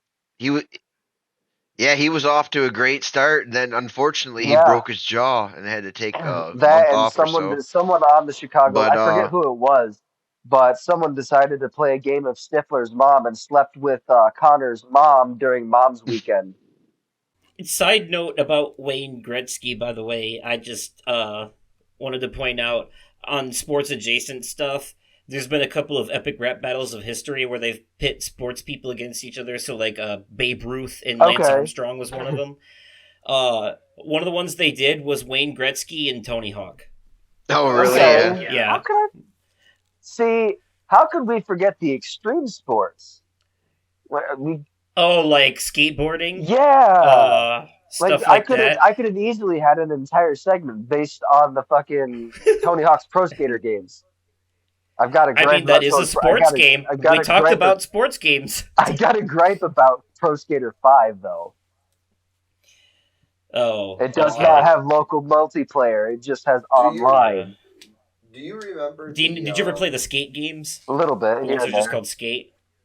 Okay. Do you remember on PlayStation 1 they had Dave Mira BMX? Yeah. And they would always play the Sublime song, What It's Got, or, What You Got, or whatever the name of it is. Those extreme sports games always had like 90s rock soundtracks. The BMX games, like the off roading games, motocross, or like the jet ski ones, Oh, yeah. Jet Moto or whatever. Speaking of PS1 games with Jet in the title and skating, Jet Set Radio, Yes. the animated one There was a game that I had. that everyone loved. Yeah. There was a game that I had for GameCube. Kelly Slater's Pro Surfer. Yup. Surfing, snowboarding, these are all extreme sports too that I didn't really think to talk about. I know. Want to talk about there's like you want to talk about a surfing competition movie? What is it? Surf's Up, the one with the penguins. Yeah. With who was it? Was it Elijah Wood playing him in that, or It was it was. Frankie Let me look it up. Muniz playing the penguin? But yeah.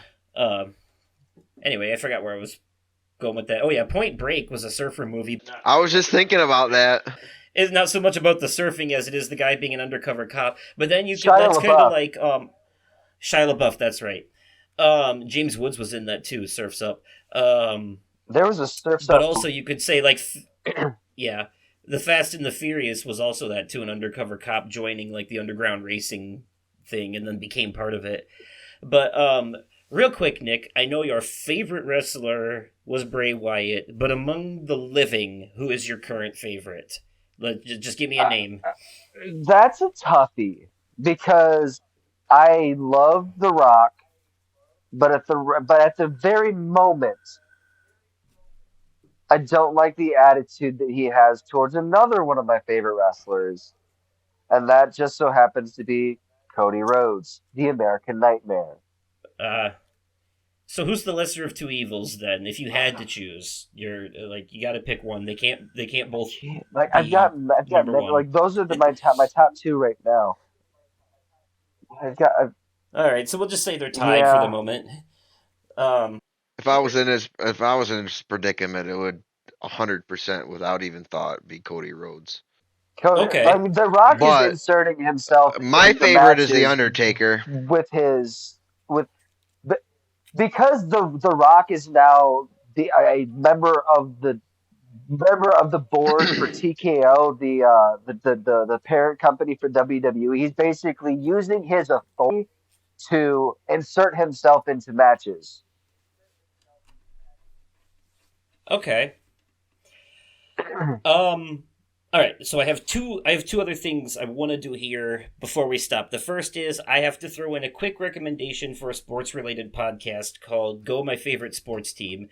It's Markiplier's second podcast. He's got two, Distractable in this one, and Distractable he does with Bob and Wade. Go My Favorite Sports Team he does with his friend Tyler. Mark is very sports illiterate, and Tyler is very esoteric about sports. So it's basically a guy who knows nothing about sports and a guy who knows everything about sports having a discussion about sports. And it's very entertaining. Tyler explains to Mark things and then Mark makes jokes out of it. But then they look stuff up. They talk about like sports related news and they get into deep discussions about things and like the ethics of this, that, and the other thing. It's actually like it's one of those sports podcasts that's a good listen for both people who like sports and people who don't, because the two hosts cover both grounds. So, Nick, it's like how when we talk about movies and stuff, I'm more like the film critic side of things, and you're more like the general audience side of things. That's how it is on this podcast with them. One's sports, like, more knowledgeable and like well worded about it, and one who's kind of like just along for the ride, that kind of thing. I've got one for you. A sports podcast? Yes, it's called Laughing on the Sidelines.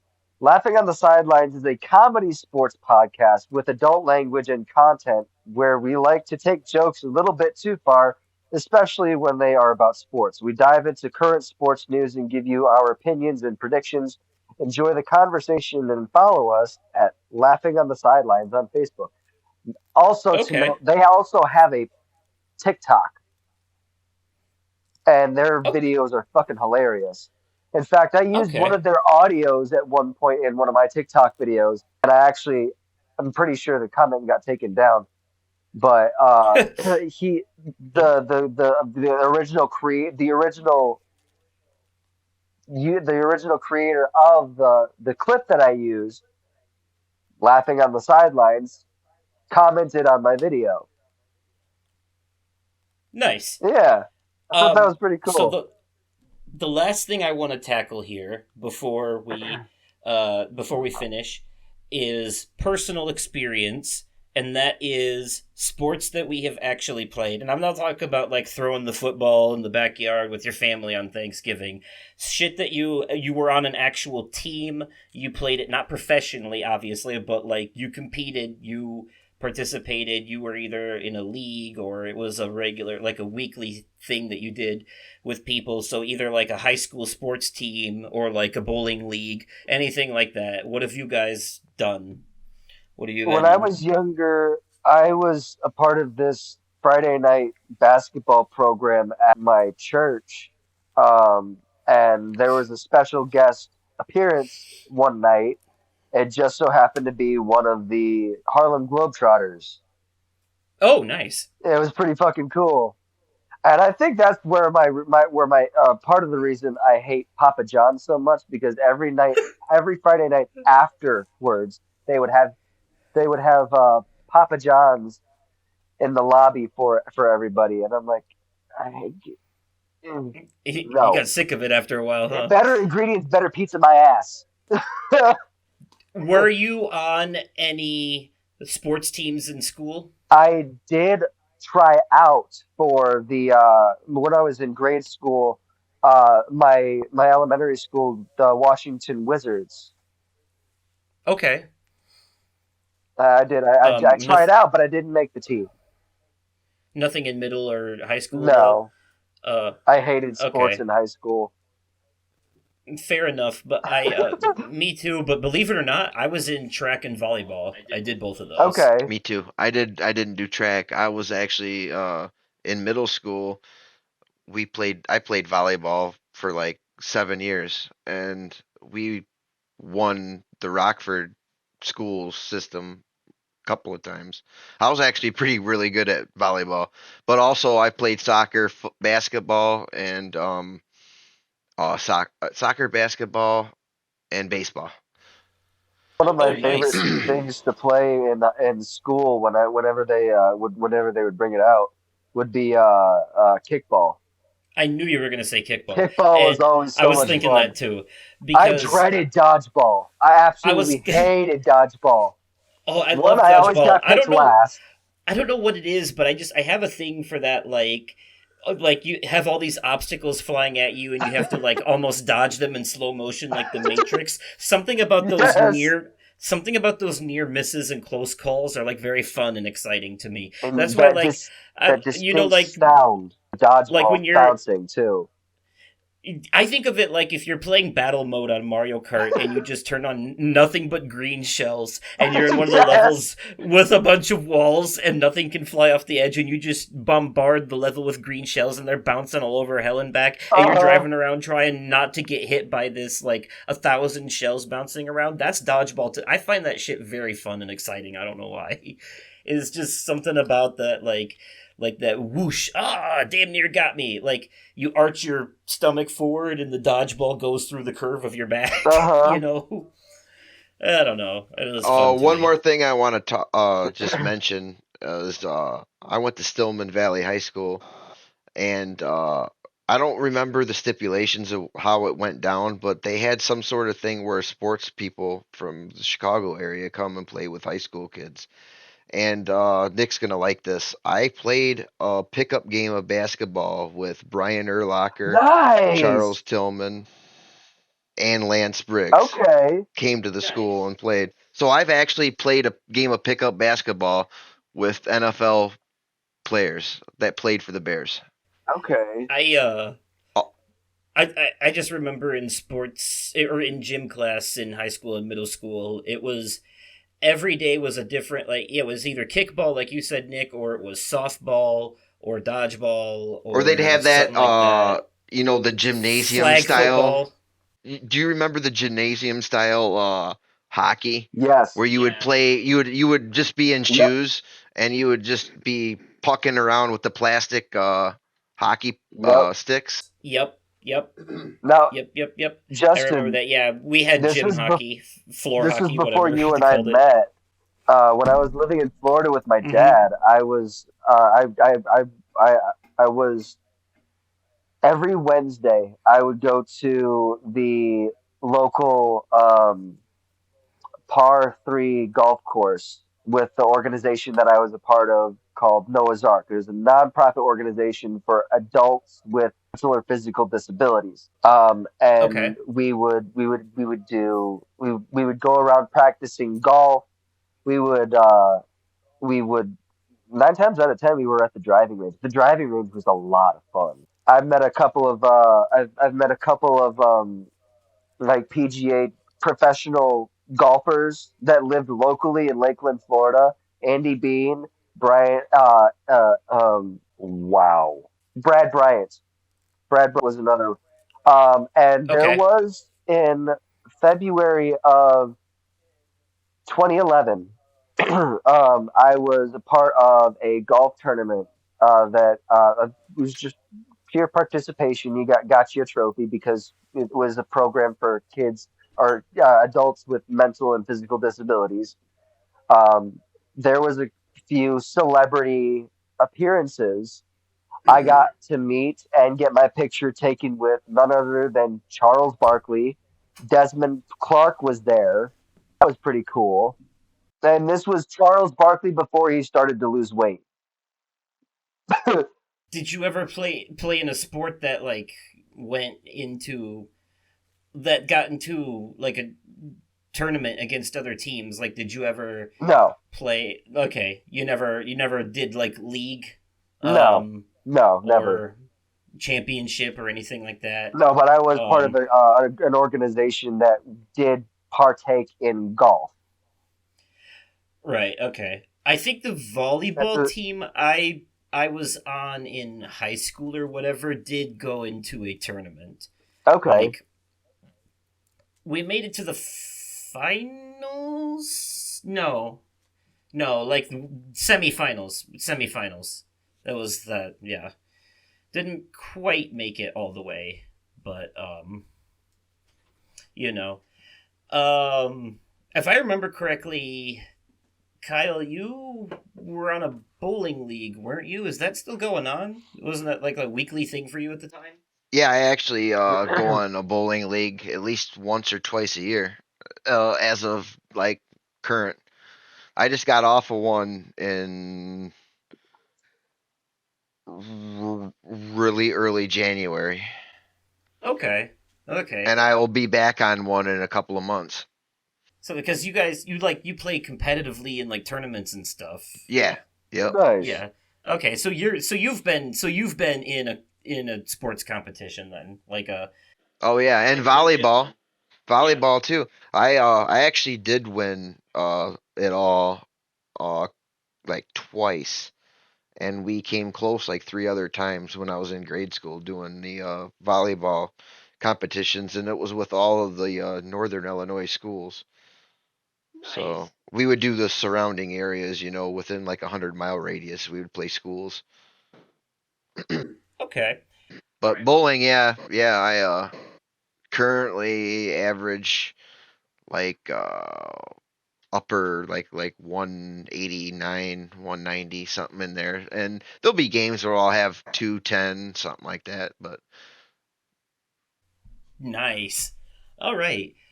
So before we end here, then, is there any other sports related media or sports thing in general we didn't hit on that, I'm assuming the sports that we didn't really talk about, like soccer and stuff like that, are ones that you guys don't care too much about.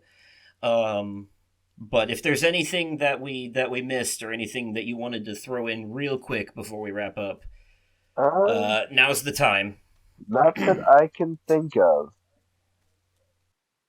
yeah, I can't really think of too much. I Okay. mean, we could go farther into the movie thing, but there's a bazillion of them. Yeah, there Yeah. are a lot. Yeah.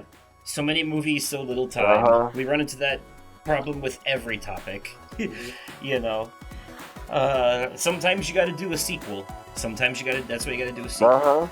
huh. Um, but all right then. All right, that'll be it for this episode then. For the fine folks who are listening, if you are watching this on YouTube, remember to click that like button. Let me know in the comments some of your favorite sports-related media and other sports stuff. And also, you can email me at mroversoul53@gmail.com and find me on Twitter at Oversoul53. Nick? You can find me on Twitter at the Vaping Fiend. Find me on TikTok at the Vaping Fiend, and you can find me on Twitch at the Vaping Fiend. As well. And then, do you have anything you want to plug, Kyle? I know you just use your socials to get news and stuff. You don't really post anything, so. Yeah, my name's been said, so if you'll find me. There you go.